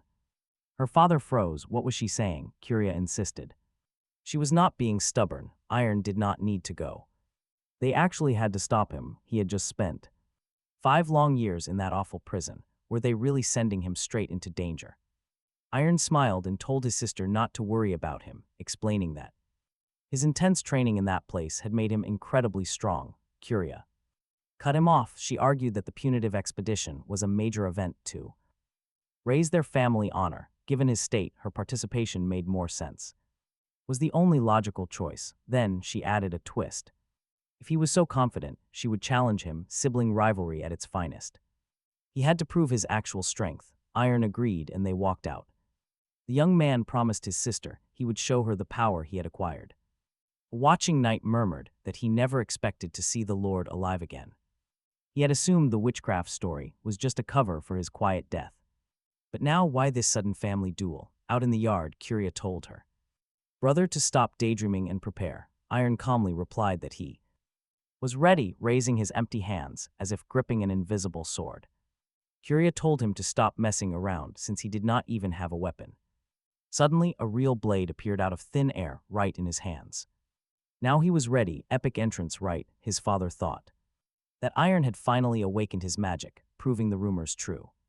Meanwhile, Iron realized his father was overreacting. He had only summoned a simple sword. Curia then reached into her purse and pulled out several tiny, toy-sized swords. With a quick flick, she threw the miniature blades high into the air. Mid-air, they expanded rapidly into full-sized, deadly weapons. Curia declared that the battle was on. Instantly, the blades flew toward him. Iron immediately regretted his overconfidence. He expected his sister to just throw them. But the sheer impact of the clash felt like it would break his arm. Her strength was impressive. Iron parried the hovering swords, but they kept returning. They struck again, brutal clash. A knight asked if they should intervene. His companion scoffed, asking how on earth they could stop this, while Marcus simply watched in absolute silence. Why was there no attack? Suddenly, the floating swords fell flat to the floor. Iron walked over, telling his sister not to worry at all. She burst into tears, but her brother explained that he made this choice entirely on his own. He trusted his skills. Then Iron apologized for the long wait. Curia insisted that no matter how strong he was, they had to be careful. This next journey was far more dangerous than their past ones. Those vicious Magans had appeared a month ago, leaving fresh tracks in the southern part of the Khan territory. These creatures possess immense, sinister strength.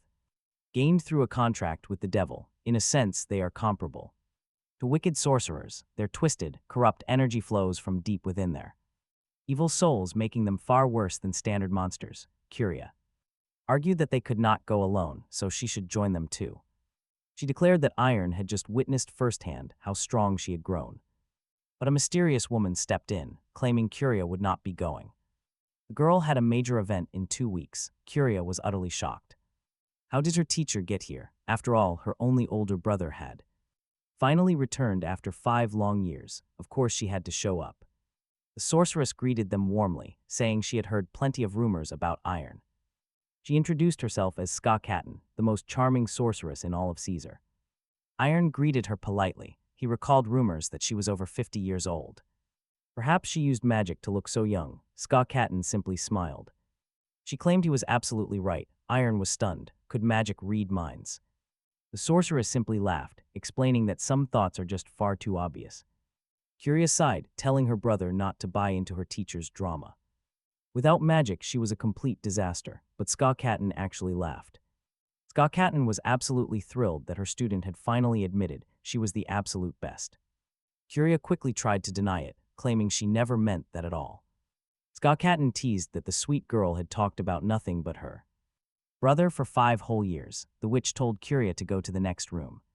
If she wanted her to shut up, Iron watched, amazed by her sister-handling skills. Ska Katten then turned to him, offering a gentle, sincere apology. She admitted that their initial introduction had not gone very smoothly at all. To teach Curia, one definitely needed a stronger spirit, Iron replied. That he understood completely. Ska Katten observed that he was very different from his lively sister. Suddenly, she reached out and handed him a small pendant, explaining that she came here specifically to deliver this to him. This special artifact could absorb dark demonic energy and ward off various dangers, even neutralizing potent poisons. Iron looked at it in disbelief. He insisted he could not accept such a valuable gift, but Ska Katten refused to let him decline, revealing his sister had helped craft it. Curia had prayed for his safety for 5 years, pouring her magic into the pendant daily. Ska Katten noted she had never seen Curia act so. Since taking her on as his apprentice, Iron thanked them for the generous gift, promising to make good use of it. Skainena smiled, calling it a true blessing that the girl had such an amazing older brother, far better than she had ever Expected, looking down at the glass ball, the young man wondered where Lulu was now. They met temporarily in the Chern territory, where Curia admitted to her brother that she had no idea where Lulu was. The cat stayed at their estate for a few more months before vanishing in an instant. She added that she had not seen the cat since and knew absolutely nothing else. Iron thought that maybe his sister did not like Lulu, but it was not her fault. No one was to blame since he had wanted things this way. The young man asked his sister not to treat the cat poorly when she saw her again. Curia promised she would try.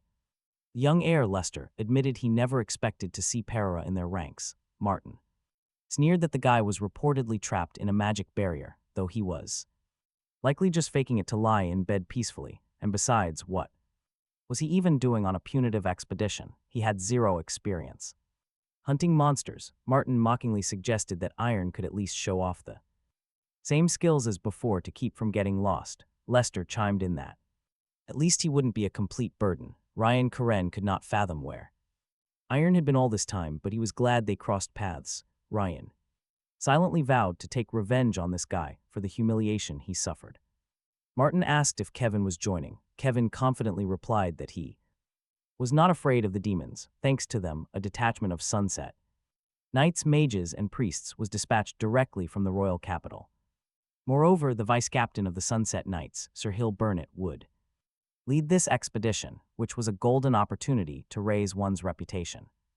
Lester added that he could not pass this up. Martin told Kevin to shut up immediately, leaving Kevin completely taken aback. Talk about a tense moment. Turning around, Kevin saw the vice-commander of the Knights standing right there. Hill Burnett declared that it would be best if all the gathered aristocrats did not join this punitive expedition, as he would handle the demons with his own forces alone. Viscount Karen demanded to know what this meant and how a mere knight could decide such a massive matter alone. The commander replied that the demons were nothing compared to real monsters, which even kids knew. Yet it seemed the all-knowing southern aristocrats were completely unaware of that. Burnett mockingly added that he and his men were armed with unwavering faith and fierce loyalty. Because of this, they were more than ready to crush the wicked demons. However, they had no interest in sharing an expedition with nobles who, instead of focusing on the continent's peace, chased after nothing but their own petty, personal glory. Sir Burnett asked the crowd if anyone dared to object. Suddenly, a young noble knelt before the knight, who demanded to know who dared to block his path. Ryan Karen felt a crushing pressure on himself. The terrified young man introduced himself as the eldest son of the Chern family, uttering out that they had no excuses and were deeply, truly sorry.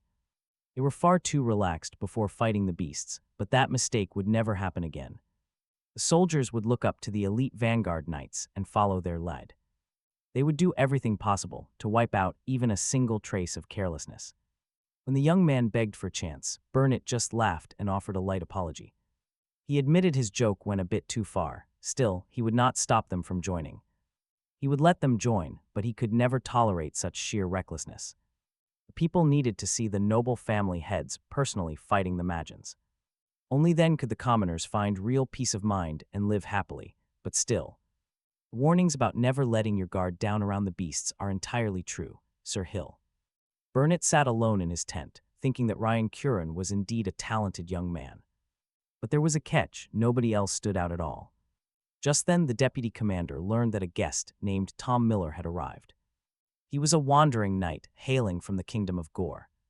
Burnett welcomed his guest warmly, wondering what could have brought this traveler all this way.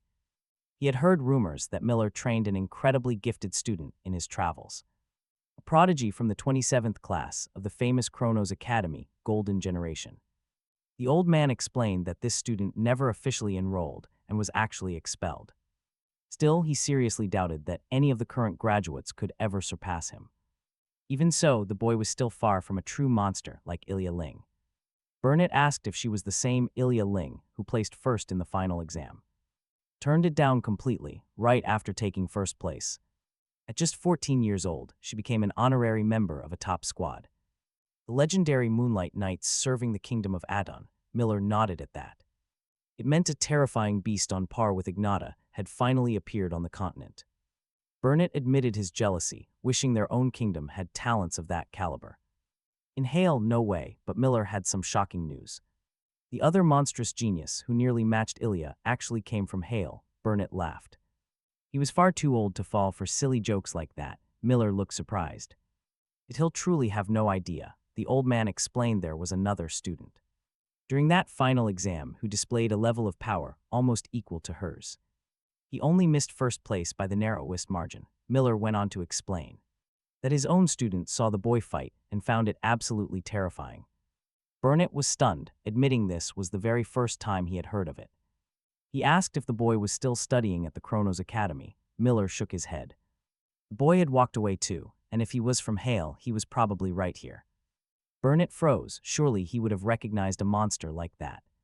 He quickly asked for the name of the boy. The old master took a moment to recall it, finally saying his name was Iron Para. Meanwhile, the expedition pushed deep into the thick forest before stopping at a small clearing. The deputy commander announced they would take a brief rest. He urged everyone to eat and regain their energy while they had the chance. One of the veteran knights sat in the shade, watching the young nobles showing off with their swords. He quietly noted that these spoiled kids lacked any real combat experience. His partner agreed they were better than nothing, but questioned their constant bragging. Sure, their basic sword skills were decent, but they were acting far too proud. That guy over there is Ryan Cairn, and he definitely stands out from the rest. The Viscount is incredibly pleased with his son, showering the boy with praise. This young man needs to keep drawing attention, or so his father thinks. Over the years, the gap between the Curin and Perera households has widened. Chipping away at the Perera family influence has been nearly impossible. But taking the lead in this monster raid could finally restore their status. The Viscount knows Ryan is the key to making this whole plan work. He needs to push forward and get noticed by the deputy commander. Right on cue, Hill Burnett starts heading straight toward the young man. Maybe he wants to offer some private guidance, which would be perfect. But Hill walks right past Ryan without even giving him a glance. Ryan brushes it off, keeping his cool since there is still time. Still, he wonders why the commander is walking up to Iron instead. Burnett stops in front of our hero, observing the young Perera heir, the legendary lazy noble who is famous throughout the south of the kingdom. Another knight chimes in, explaining why this kid vanished from the public. Word has it he was trapped by some dark witchcraft or spell. Burnett is skeptical, finding it hard to believe such a wild rumor. Why would anyone reject the prestigious Chrono Academy just to go home? What is this bizarre witchcraft story really about? Hill turns directly to Iron. As the leader of this expedition, he expects direct answers from his squad. He points out that every other young noble here is training hard. They are actively swinging their swords, practicing hard. Yet Iron is just sitting there completely relaxed, not caring at all. Iron calmly apologizes if his attitude comes across as disrespectful. He explains that sitting out right now does not mean he is slacking. The real issue is that he currently lacks determination in his heart. Overhearing this, Kevin Lester snaps that Iron is just being provocative. How dare he disrespect the deputy commander? Ryan quickly tells Kevin to shut it. Burnett finds this answer highly intriguing and asks the boy to elaborate. Iron explains that he joined this monster hunt to destroy their enemies. At the same time, he wants to elevate his family's reputation. But to do that, he needs to understand his actual role here. Since he lacks real raid experience, brainless training will not cut it. Instead of swinging his sword blindly, he is focusing on his mindset. It is not just about swinging a blade, it is about the approach. Without proper resolve in his soul, raw practice is completely meaningless. Just then another knight interrupts to report that they are ready. With a loud shout, Burnett orders the entire squad to mount up. They are rolling out immediately, but the deputy commander has one exception. He wants Iron Para to ride directly alongside him during the march. Meanwhile, the Viscount tells his son to stay patient, keep calm, and wait for his moment. A perfect opportunity to shine will present itself eventually. Or as Ryan suggests, he can just create that chance himself. As they set off, Burnett looks over and asks Iron if he is armed. Iron agreed, adding that if the commander felt uneasy, they could always spar. But Hill Burnett just shrugged, declining any unnecessary formalities. Iron thanked him for his understanding. Meanwhile, the knight commander kept watching him closely. The more he listened to the young man, the more surprised he actually became. Had this kid really awakened sorcery? Burnett asked what he wanted to focus on. Instead of just basic sword training, Iron replied that he had 3 priorities. First, since he had never slain an enemy, he had to prepare. He needed to calm his mind for the shock of his first real kill. Second, he knew that for a green warrior, nothing is more dangerous than acting on pure impulse, so he had to keep his excitement in check and remain incredibly careful, making sure to follow his commander's orders perfectly. Third, there was the issue of the dark, demonic energy from the Magi. He had to sharpen his senses to detect their monster servants early. Understanding and recognizing the enemy ahead of time was his ultimate goal. Burnett admitted it sounded surprisingly realistic. He genuinely liked the kid's attitude. Iron thanked him. Still, Burnett warned the young warrior not to carry too much weight. He should leave the heavy lifting to the veteran soldiers. Iron nodded, promising to take the advice to heart. Meanwhile, the commander explained that they had brought skilled priests along to track any demonic presence. Because of that, the young man could focus entirely on combat. Suddenly, Iron froze in his tracks, staring intensely. Burnett wondered what caught his eye. Right behind the knights, a colossal monster loomed. They were already flanked. The commander bellowed a warning, telling everyone to prepare for immediate battle. The knights scrambled, trying to secure their defensive formation. Burnett ordered the 6 families to fall back and shield the mages. Suddenly, Megan lunged forward, launching a savage attack directly at the knights. The commander ordered them to hold the line and protect the priests. Burnett knew he had to leave the smaller monsters to his men. He believed only he could take down the massive giant, but then Burnett watched in shock as a lone warrior sprinted straight toward the beast. Gripping a massive blade, Iron Perora charged, accepting the deadly challenge. He plunged headfirst into battle, swinging his heavy sword with unbelievable grace. Unleashing his signature move, he delivered a perfectly clean perpendicular cut. A devastating blow sliced the colossal monster clean in half. A single strike was all it took. Iron stood his ground, gripping his sword tightly as the giant collapsed before him. Watching from afar, Sir Perora was overwhelmed with pride and emotion. He screamed his son's name, but the victory was short-lived.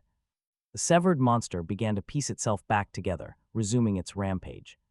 Without hesitation, Iron lunged right back into the fray, swinging his blade. Closing the distance, the young warrior began to hack away at it relentlessly. The creature roared in agony, completely unable to touch its nimble opponent. The commander screamed for him to fall back, but Iron was not done. He swung with everything he had, unleashing a truly devastating shockwave. The blast sent the beast flying and completely flattened the surrounding forest. All the onlookers from the 6 families stood there, absolutely speechless. Burnett stared in absolute, silent disbelief. The legendary giant beast of hail had finally appeared. The commander yelled at his knights to snap out of it immediately. The battle wasn't over yet, and they still had to eliminate the rest.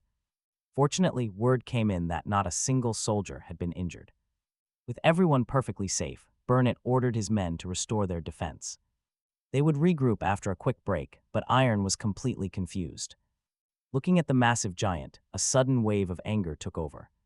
This intense rage was a first for him, and it felt incredibly strange.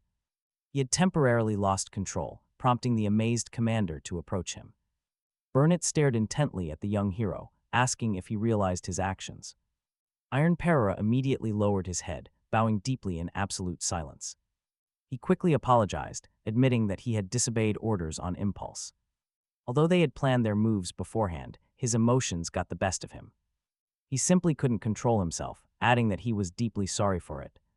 The commander smiled warmly, telling the young man to raise his head. Burnett playfully asked if he couldn't take a joke, keeping the mood light. He reminded him that they had one main goal, destroying the monsters. Protecting the kingdom was what mattered, and the commander highly praised him. Because Iron defeated the giant so cleanly, the squad didn't suffer any losses. They would discuss his recklessness later, but right now, congratulations were in order. Iron's first grand entrance onto the battlefield was truly an impressive sight. The commander expected similar future success from him. Suddenly, Iron's father rushed over to him, frantically asking if he was hurt. The young hero quickly assured his father that he was only a bit dirty.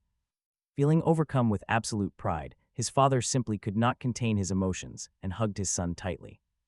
Honestly, it is a beautifully heartwarming family scene that everyone can appreciate. Meanwhile, Ryan quietly turned to Jack Stewart, asking him if it was ready. Stewart confirmed it was ready, so Ryan told him to start immediately. Burnett asked if the tool detected demonic energy, which Iron quickly confirmed. The young man explained that the artifact was crafted by his younger sister. She was a powerful sorceress who built it alongside her legendary magic mentor. This artifact would surely help their ongoing expedition. But Burnett still wondered if it could truly outperform their holy relics.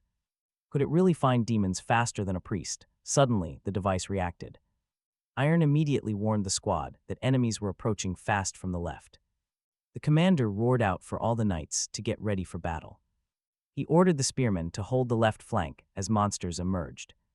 And let's be real, Burnett knows he can't ignore this guy's talent anymore. The commander immediately ordered a full charge to crush the oncoming beasts. Thanks to the knights acting so quickly, the demonic beasts were wiped out. They successfully cleared them with 0 casualties, making Burnett reach a decision. From now on, they would rely on Iron's artifact instead of holy tools. The moment the young hero sensed any dark presence, he was to report. With the area cleared, Burnett finally ordered the expedition to take a break. It was time to set up camp, prepare some food, and rest up. Take a look at Iron Para. Is this guy really only 21 years old? How could anyone possess such insane abilities at his age? He is easily expert tier. One of the watching knights completely agreed. There was simply no other explanation. After all, he tore through that giant like an absolute pro. Who else on this entire continent could pull off a solo stunt like that? But mid-meal, Iron notices his artifact flashing and then suddenly turning dark. Right away, his sister's warning flashes in his mind. Black means poison. Since the device can detoxify things, he decides to play it cool and wait until the artifact shifts back to its original color. Still, it's pretty clear someone is plotting something downright sinister here. Sure, family rivalries are expected, but he never thought they would play this dirty. Iron glances over at the other noble family heirs, quietly sizing them up. It has to be one of those 3, most likely Maris of Chiron. Either way, he decides his father doesn't need to know about this mess. There is no point in worrying him, so Iron keeps the attempt a secret. He will handle it himself. Soon enough, the artifact regains its normal glow. It looks like the cleanup job is finally good to go. But as the detox finishes, his hand brushes something under his plate. It's a sticky note, a secret warning telling him to be careful of poison. He notices the handwriting on the warning is incredibly messy and crooked. Was that to hide their identity, or were they just in a massive rush? Honestly, the young man never expected to find any allies in a place like this. So who is it? Just a few paces away, Jack Stewart is hiding behind a tree. He is quietly wondering if he made the right move. Then Burnett approaches. He asks if Iron is done eating, and Iron nods, saying he just finished. Out of nowhere, the commander proposes a duel to test him out. He wants to see Iron's real potential before the next big expedition. This immediately grabs the attention of the other nearby knights. They all start getting comfortable to make sure they do not miss a second. Watching their deputy commander fight is always a show. Burnett tells him to draw. Iron simply reaches out his hand, and his sword instantly materializes in it. The commander announces that this is a strict test of skill. Pouring raw power into his blade, he asks if Iron is ready for one strike. Iron shrugs, calmly replying that he has absolutely no objections to finishing it in one blow. The commander is stunned. This kid did not hesitate for even a split second. Is this insane calm because he is completely used to life and death situations? Burnett knows that is the exact vibe he is getting right now. And honestly, he loves it. This is way better than he expected. The young man's fighting spirit feels absolutely unbreakable, like solid steel. Incredibly, Burnett realizes that this kid's spirit is actually still growing. If he doesn't take this seriously, he might actually get swallowed whole. The watching knights can feel the sudden, heavy shift in the air. They quickly realize their commander is going completely all out. Right then, another knight runs up holding a plate, yelling that he wants to watch too. But he trips over his own feet and face plants hard. He stumbled forward, dropping the heavy plate from his hands and collapsing face first on the ground. Right between the rivals, he lay stretched on the dirt with his ruined meal. The terrified knight scrambled to apologize, promising to clean up the entire mess immediately. Burnett called off the match right then, leaving the disappointed crowd wanting so much more. But the commander declared that was enough. From now on, Iron was completely free. He could act entirely on his own authority without asking anyone for permission. Burnett added that with raw talent like this, keeping him caged was entirely pointless. His skills were already more than enough for an expert-tier swordsman. The commander dismissed everyone. No show today. They all began heading back. Later that night, Iron tossed and turned in bed, unable to fall asleep. He compared his fight against the giant to his duel with Burnett. A strange, overwhelming rage had taken over his body, completely stealing his control. It felt exactly like the day he first had that mysterious dream, leaving him completely shaken up. He wondered if it was really that man, had he not escaped him. Why was he back? Iron felt a cold, heavy dread settling deep in his chest. That shadow man was furious now. This was different. He had completely changed. He had never shown emotion before. Why now? Something was definitely shifting. When the dream changed, reality followed. Perhaps the shift had already begun. Meanwhile, Ryan cornered Jack Stewart, demanding to know if the poison had been slipped in. Jack whispered that he did it, and Iron ate every single bite. Ryan stared in absolute shock. How on earth was this kid still breathing? Jack stammered in confusion, insisting the poison should have worked instantly. Ryan sneered, ordering him to double the lethal dose for today's meal. Stewart panicked, warning that doubling the dose would do far more than make him sick. Ryan snapped at him to shut up. Was he suddenly worried about Iron? Stewart quickly apologized, but his hesitation only made Ryan even more suspicious. Why was he acting so weak? Ryan reminded him of his intense anxiety. He asked if everything Stewart got from Ryan's father was not enough. He commanded him to just obey and never forget who gave him his high position. Later at the camp, Burnett ordered the knights to wrap up their dinner. Time to move. Right then, the artifact on his chest darkened again. Iron realized this guy was relentless. Talk about a persistent poisoner. Still, he was glad to know that at least one person was secretly protecting him. He looked down at another hidden note, warning him that his food was poisoned. Once they set off again, Burnett noticed that Iron looked incredibly tense. He asked if the boy was all right, but Iron simply told him he was fine. Suddenly, Iron felt the artifact pulse, realizing it was reacting to nearby demonic energy. He shouted that monsters were approaching from the left and dashed toward them. He would handle this alone. The beasts never expected to be ambushed. Iron struck like lightning, carving through their ranks with terrifying power. Every single swing of his sword was lethal, cutting them down in seconds. The beasts crumbled. Burnett leaped in beside him to cover his rear. "Trust me with your back," the commander yelled as they fought together. Once the dust settled, the knights praised Iron's incredible, godlike sword skills. But Iron just stared at his hand. His senses had reached a whole new level. Iron's senses keep sharpening. This time he feels demonic energy before the artifact does. Was this also that man's influence? How could they even be connected? Ryan yelled that Iron was growing even more active, utterly confused by it. Jack Stewart listened to his master in complete silence. He recalled seeing an artifact that captured demonic energy. Before dinner, it flashed. It seemed to have a detox function. Suddenly, Ryan started shouting again. He yelled that his annoying sister had meddled in their business once more. Why was she interfering here? Ryan Karen was at a total loss. But he knew he was right. If so, he would just kill the mage himself. The Knight Commander announced that they had finally reached their destination. It was the magician's lair, a cave carved out by artificial means. Man-made structures were everywhere. Burnett ordered Iron to move ahead with him. Ryan told the commander he wanted to join the vanguard to help. Burnett had no objections, but warned Kyra to stay on high alert. Inside the cave, the knights suddenly heard the faint sound of a violin. It felt incredibly out of place. One knight muttered that the melody was beautiful. A phantom piano seemed to join in as the knights watched, entranced. The cave was surprisingly gorgeous, filling them with a strange, deep peace. They wanted to draw closer and listen, but Iron felt only cold dread. Something was terribly wrong with the men. Honestly, they were completely losing it. Hallucinations were taking hold. Was it the music? Iron yelled that it was a trap. They had to snap out of it. The Knight Commander sneezed incredibly loudly. That sudden shock brought him back. Burnett ordered the dazed men shaken awake. They could not afford to fall for the magician's cheap tricks. But then the knights froze in pure shock at what lay ahead. A woman was playing the piano in a brightly lit clearing. She slowly turned around. She welcomed them as her guests. Burnett squinted, analyzing her closely.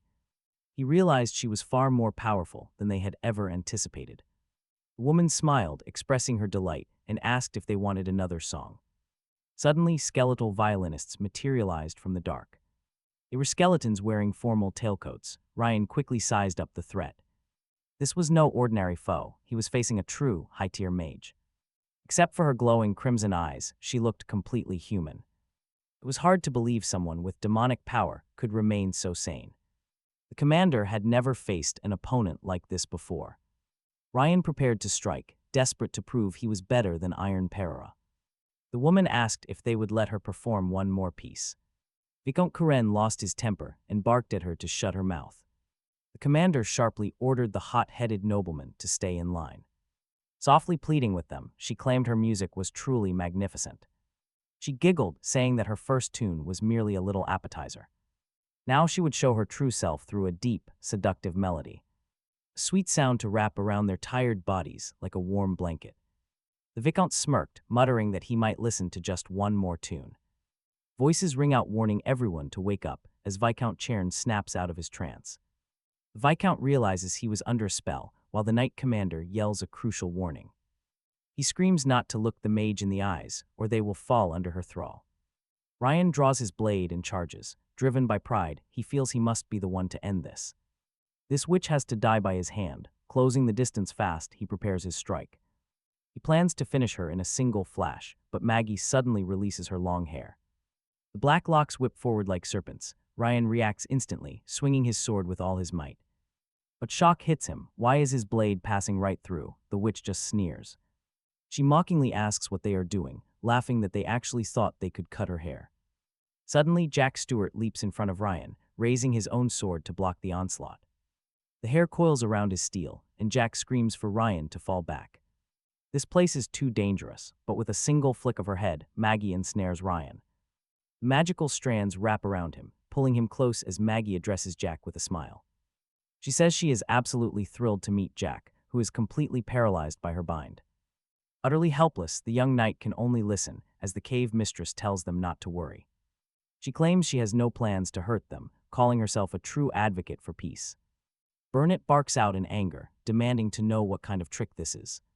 The witch calmly proposes a trade, offering this handsome knight's life in exchange for her own. An equal trade for a beautiful, talented girl like herself, which sounds like a sweet deal. If the knights step aside and let her walk free, she promises to release Jack safely. She will drop him off somewhere secure. Burnett tries to keep his composure during the standoff. Burnett orders Viscount Chern to stay back and not interfere. But the arrogant noble refuses to listen, shouting that the Kron family does not negotiate.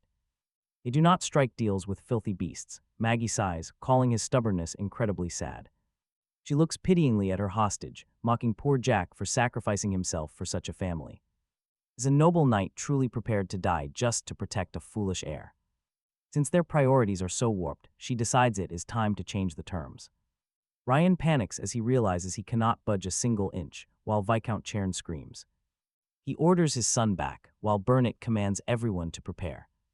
They prepare for battle as Ryan ends up completely trapped, just like Jack. With a sharp tug, Maggie pulls Ryan in, holding both young men hostage. With 2 prisoners secured, Burnett warns his squad that they are going to storm her. Viscount Chern rushes forward, screaming at the top of his lungs for them to stop.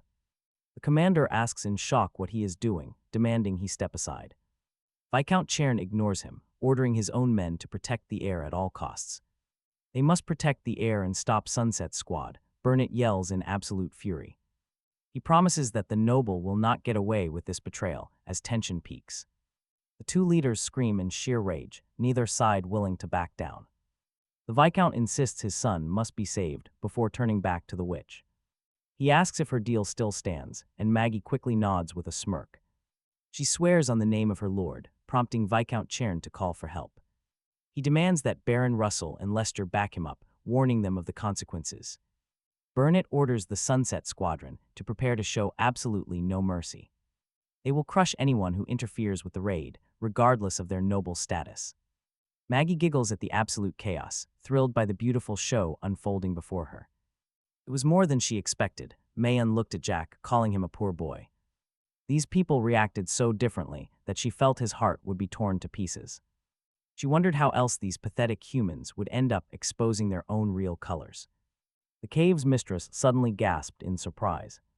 Who was that standing in the distance? Emerging from the darkness was Iron Perera. His sword glowed, erupting with incredible energy. Mayan was totally amazed. Why was this young man standing there completely motionless? How long had he stood in this position with closed eyes? It was incredibly strange. Iron moved. A single, decisive blow cut Mayan completely to pieces. Even the musical instrument nearby was completely shattered. Mayan looked at her body. She realized her physical recovery was far too slow and painfully forced her battered body to stand up. Still regenerating, she stood ready to block another attack from the boy. Mayan decided to use the innocent hostages as a shield to buy time. But Iron simply leaped right over his opponent to unleash another devastating, crushing blow. She realized he was ignoring hostages, aiming only at her. Their eyes met in battle, but Iron remained completely silent, incredibly cold and calm. But Mayan's eyes burned with a mixture of intense excitement and raw rage. She decided she absolutely had to stop this young man at all costs as Iron swung again. Mayan quickly wrapped her long hair around herself, preparing a solid defense. Iron struck hard, but she hid safely behind her hair as if in a thick cocoon. She thought she succeeded, believing she could now calmly recover in peace. However, she soon noticed that her demonic energy was strangely and completely refusing to gather. Was this his doing? Iron raised his sword, ready to strike again. Iron unleashed another attack, striking directly at her protective hair cocoon. Mayan could not believe her eyes. He actually shattered her stony defense. She was dead wrong. Defeating him was utterly impossible. A single mistake meant absolute death, and everyone present watched the scene with wide eyes. Massive explosions erupted from the young hero's next powerful blow. The enraged deputy commander rushed forward to assist Iron in the fight. Burnett was completely stunned to see only the lower half of Mayan's body remaining there. The rest was gone. Her upper body was desperately crawling away. She looked back in panic, completely shocked by what she saw. Iron was still standing right there, with his massive sword raised high in the air. A deep terror filled her eyes. Watch closely, he swings his blade again. The strike unleashed a devastating shockwave that swept away everything in its path. What was left of Mayan could not comprehend where this insane strength came from. She simply could not believe that she was actually losing to a mere, ordinary human. A perfect vertical strike suddenly cut the desperate demon cleanly in half. Everyone in the cave watched the final moment with bated breath. Knight eagerly shouted that the demon was dead and Iron had destroyed the monster. Sir Perera watched in awe, thinking his son was truly incredible. Deputy Commander Hill Burnett stood in absolute silence, completely speechless. Jack Stewart breathed a deep sigh of relief, knowing Iron had saved his life once again. Iron remained perfectly calm and confident, his eyes showing absolute composure. Meanwhile, at Chiron territory, the Sunset Knights set up their temporary headquarters. The Knights of the Night Squadron moved out, strictly following their designated schedule. Exactly as they had been instructed, one of them admitted that he still could not believe the entire expedition had ended without a single casualty. After all, their enemy was a powerful magician who controlled the minds. Yet young Master Iron had defeated him completely single-handedly. He was nothing. Like the useless rumors claimed, a truly outstanding genius had finally appeared in the Kingdom of Hail. Once the deputy commander finishes up his business, they can finally head home, but first they must uncover the truth. Underhanded actions like this simply cannot be ignored. Viscount Phil Cairn pleaded that he was sorry, claiming his mind was clouded, but the Knight Commander flatly refused to hear any more of his excuses. After what had happened, mere words were not enough. The Viscount argued that Burnett himself had witnessed it. He had been completely mind-controlled. The Viscount admitted his son was incredibly dear to him, but he was not foolish enough to risk peace across the entire continent just because of fatherly affection. Cairn insisted that if not for the magician controlling his mind, he would have acted differently, Burnett thought. He was a thoroughly repulsive man. Everyone there knew Cairn was fully sane, but they lacked any real evidence to convict him. Meanwhile, Iron rested on his bed, lost in deep thought. His legendary sword did not appear just for some noble lineage or family pride. It was simply built to strike down demons. Was This all because of that mysterious man from his dreams. He was constantly left confused. Just then a guard announced a guest had arrived, and Jack Stewart stepped through the door. Stewart offered his greetings, and Iron calmly asked what had brought him there. Stewart explained he had information regarding the recent punitive expedition, but first he wanted to thank Iron for saving his life. Jack recalled that when the demon took him hostage, absolutely nobody cared, not the deputy commander, not his fellow knights, and certainly not his master, Viscount Phil Cairn. Iron silently remembered that he had not really been trying to save anyone back then, simply focusing on destroying the enemy. Jack confessed that without Iron's intervention, he surely would have died, bowing his head in sincere gratitude. Stewart then added there was one more thing. Looking Iron straight in the eye, he admitted he was the person who had slipped poison into the food. Naturally, Iron was completely stunned. The two sat down as Jack confessed to every single detail, insisting he never should have done it, despite his master's direct orders. It was an incredibly shameful, cowardly move, both as an aspiring knight and as a man. He knew words were not enough, but he was truly sorry. Stewart was ready to accept any punishment Iron handed down. Iron admitted he had expected this to happen eventually. And here it was. This entire situation was exhausting. He muttered that he simply was not in the mood to talk. Stewart was free to go. Iron decided he would not just ignore this massive betrayal, but with his mind in such a chaotic state, he needed some space. Stewart took his leave, vowing to pay for his massive mistake. Later, the young heir heard a familiar voice floating in, claiming that overthinking wouldn't solve a single thing. Iron quickly turned around, only to see Lulu sitting right in the room. Iron is utterly overjoyed. The cat looks up, asking if he is doing okay. Iron asks where Lulu has been all this time. He has been searching for her for so long. Lulu turns her head away, admitting she is too ashamed to even look him in the eye. If she had only taught him more, she admits, he would have mastered his true abilities.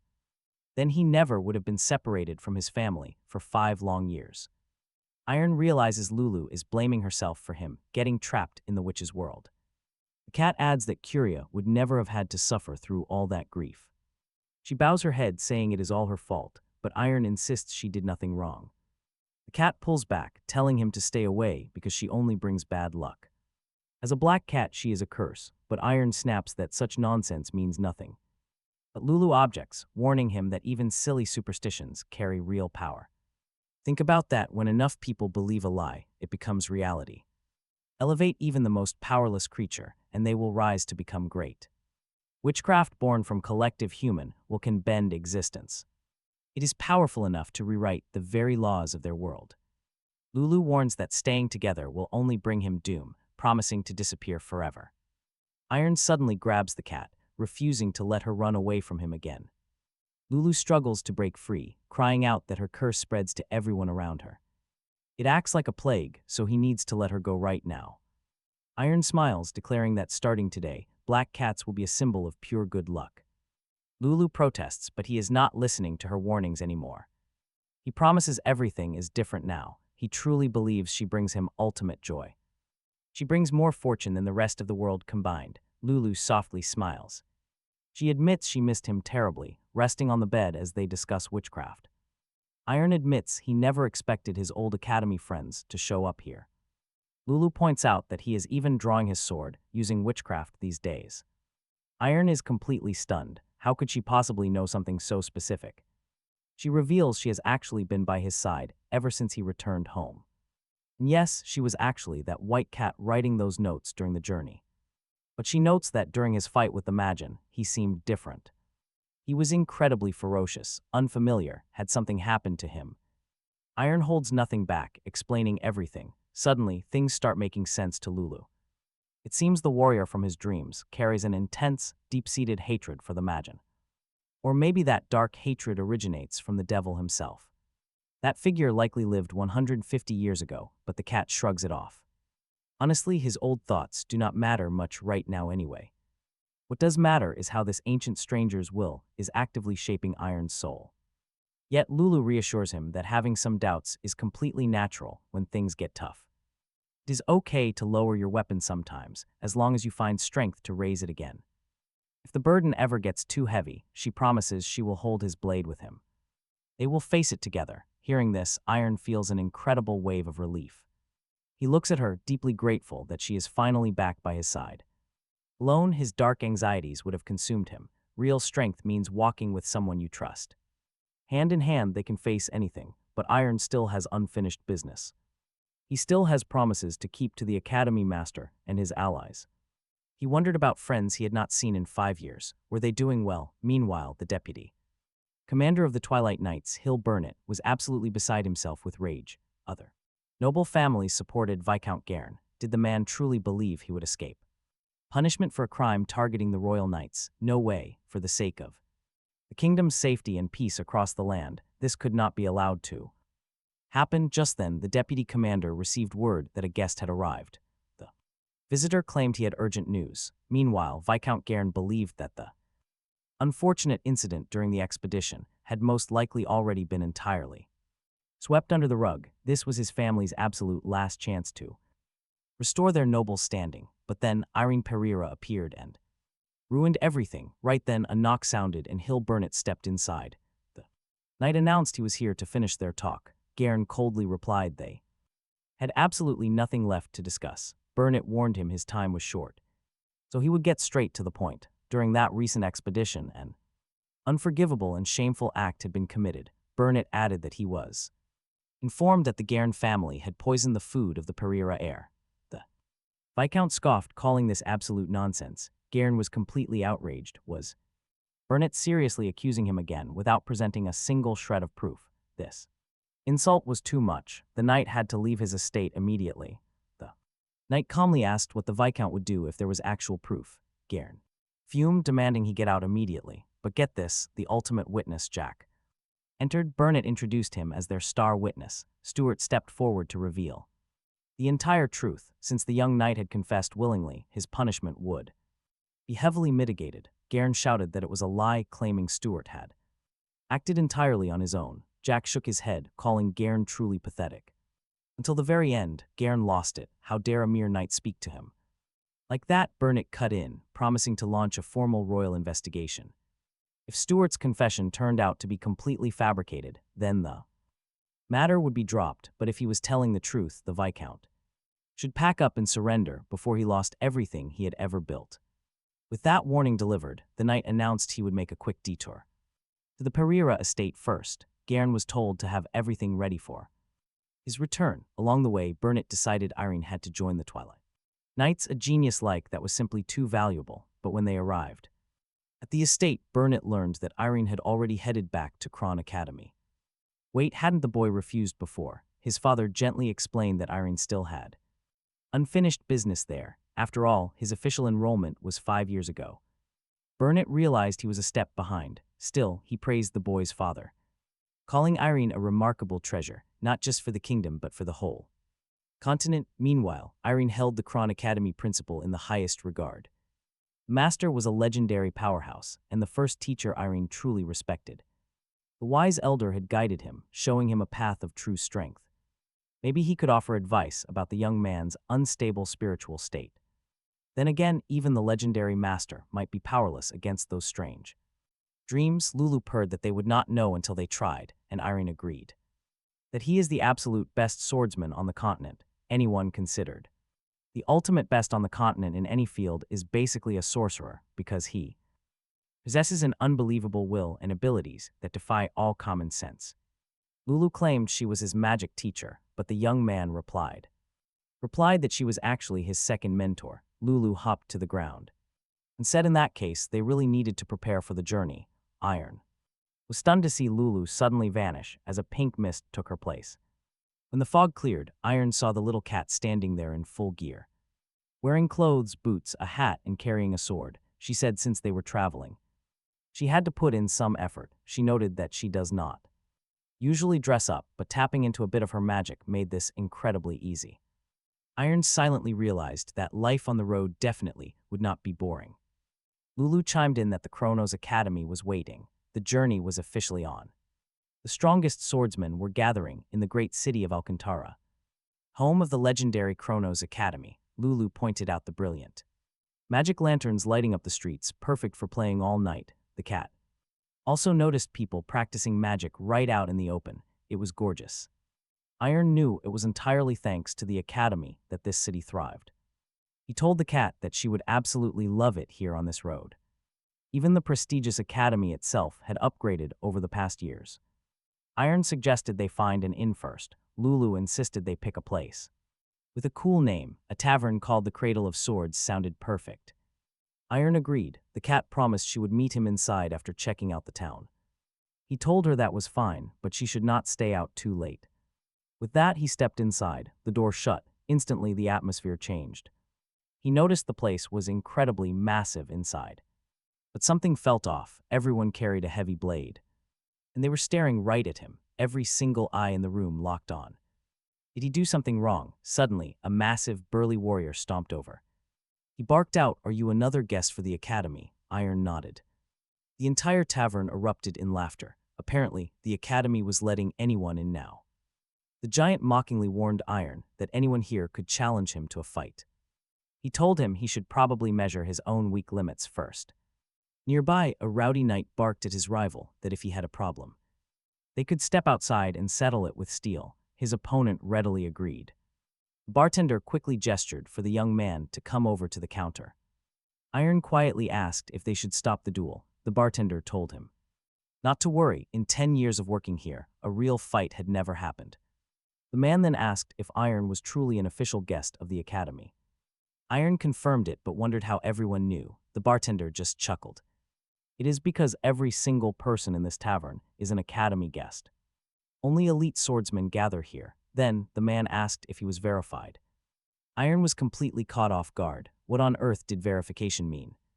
The barkeep stared in shock. Had this kid actually shown up completely unprepared?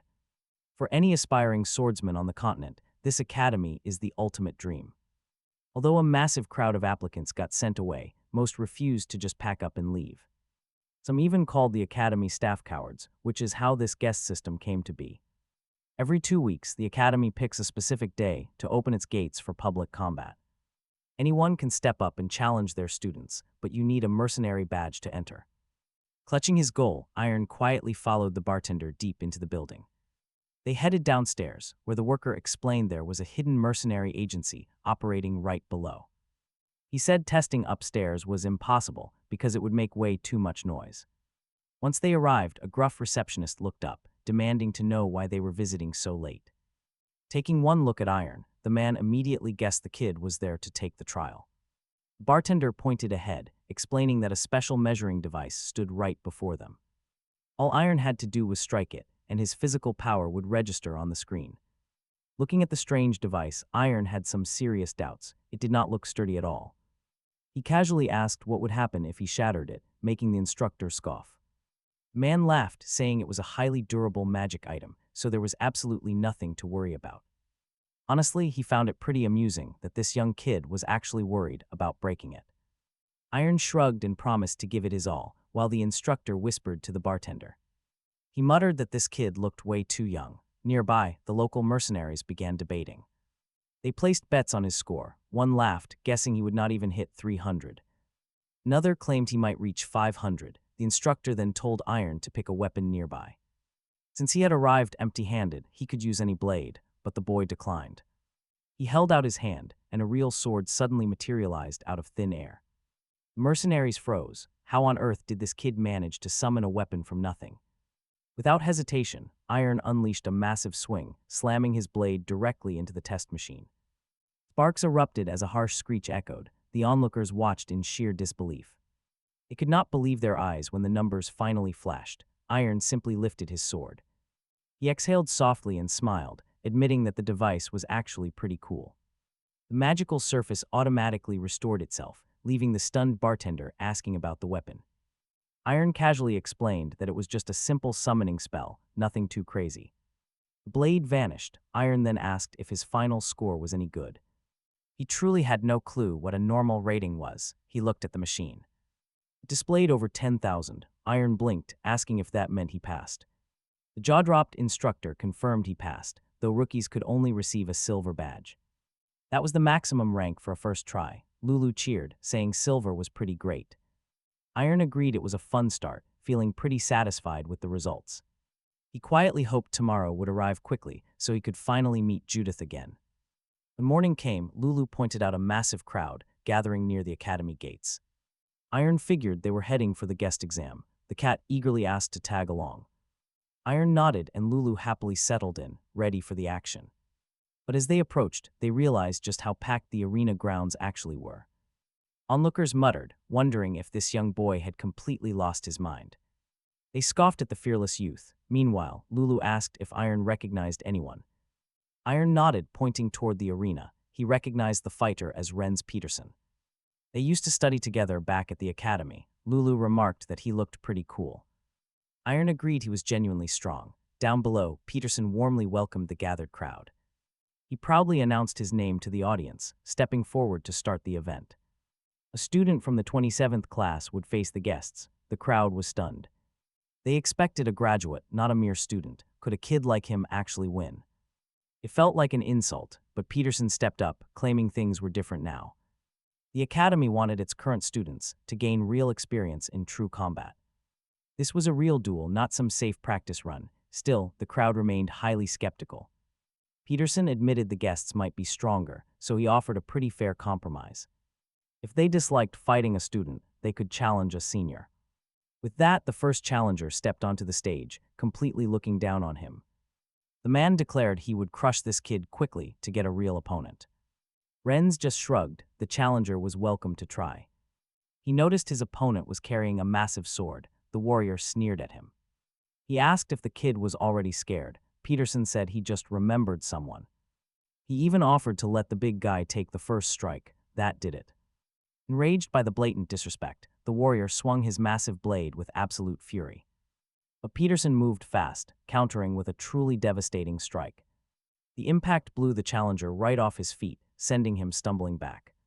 His heavy sword flew clean out of his grip, embedding itself deep in the spectator wall. Even Lulu had to admit that this Peterson kid was incredibly strong. The defeated warrior sat on the cold floor, unable to comprehend his instant loss. He was far tougher than he appeared. Peterson calmly called for the next challenger.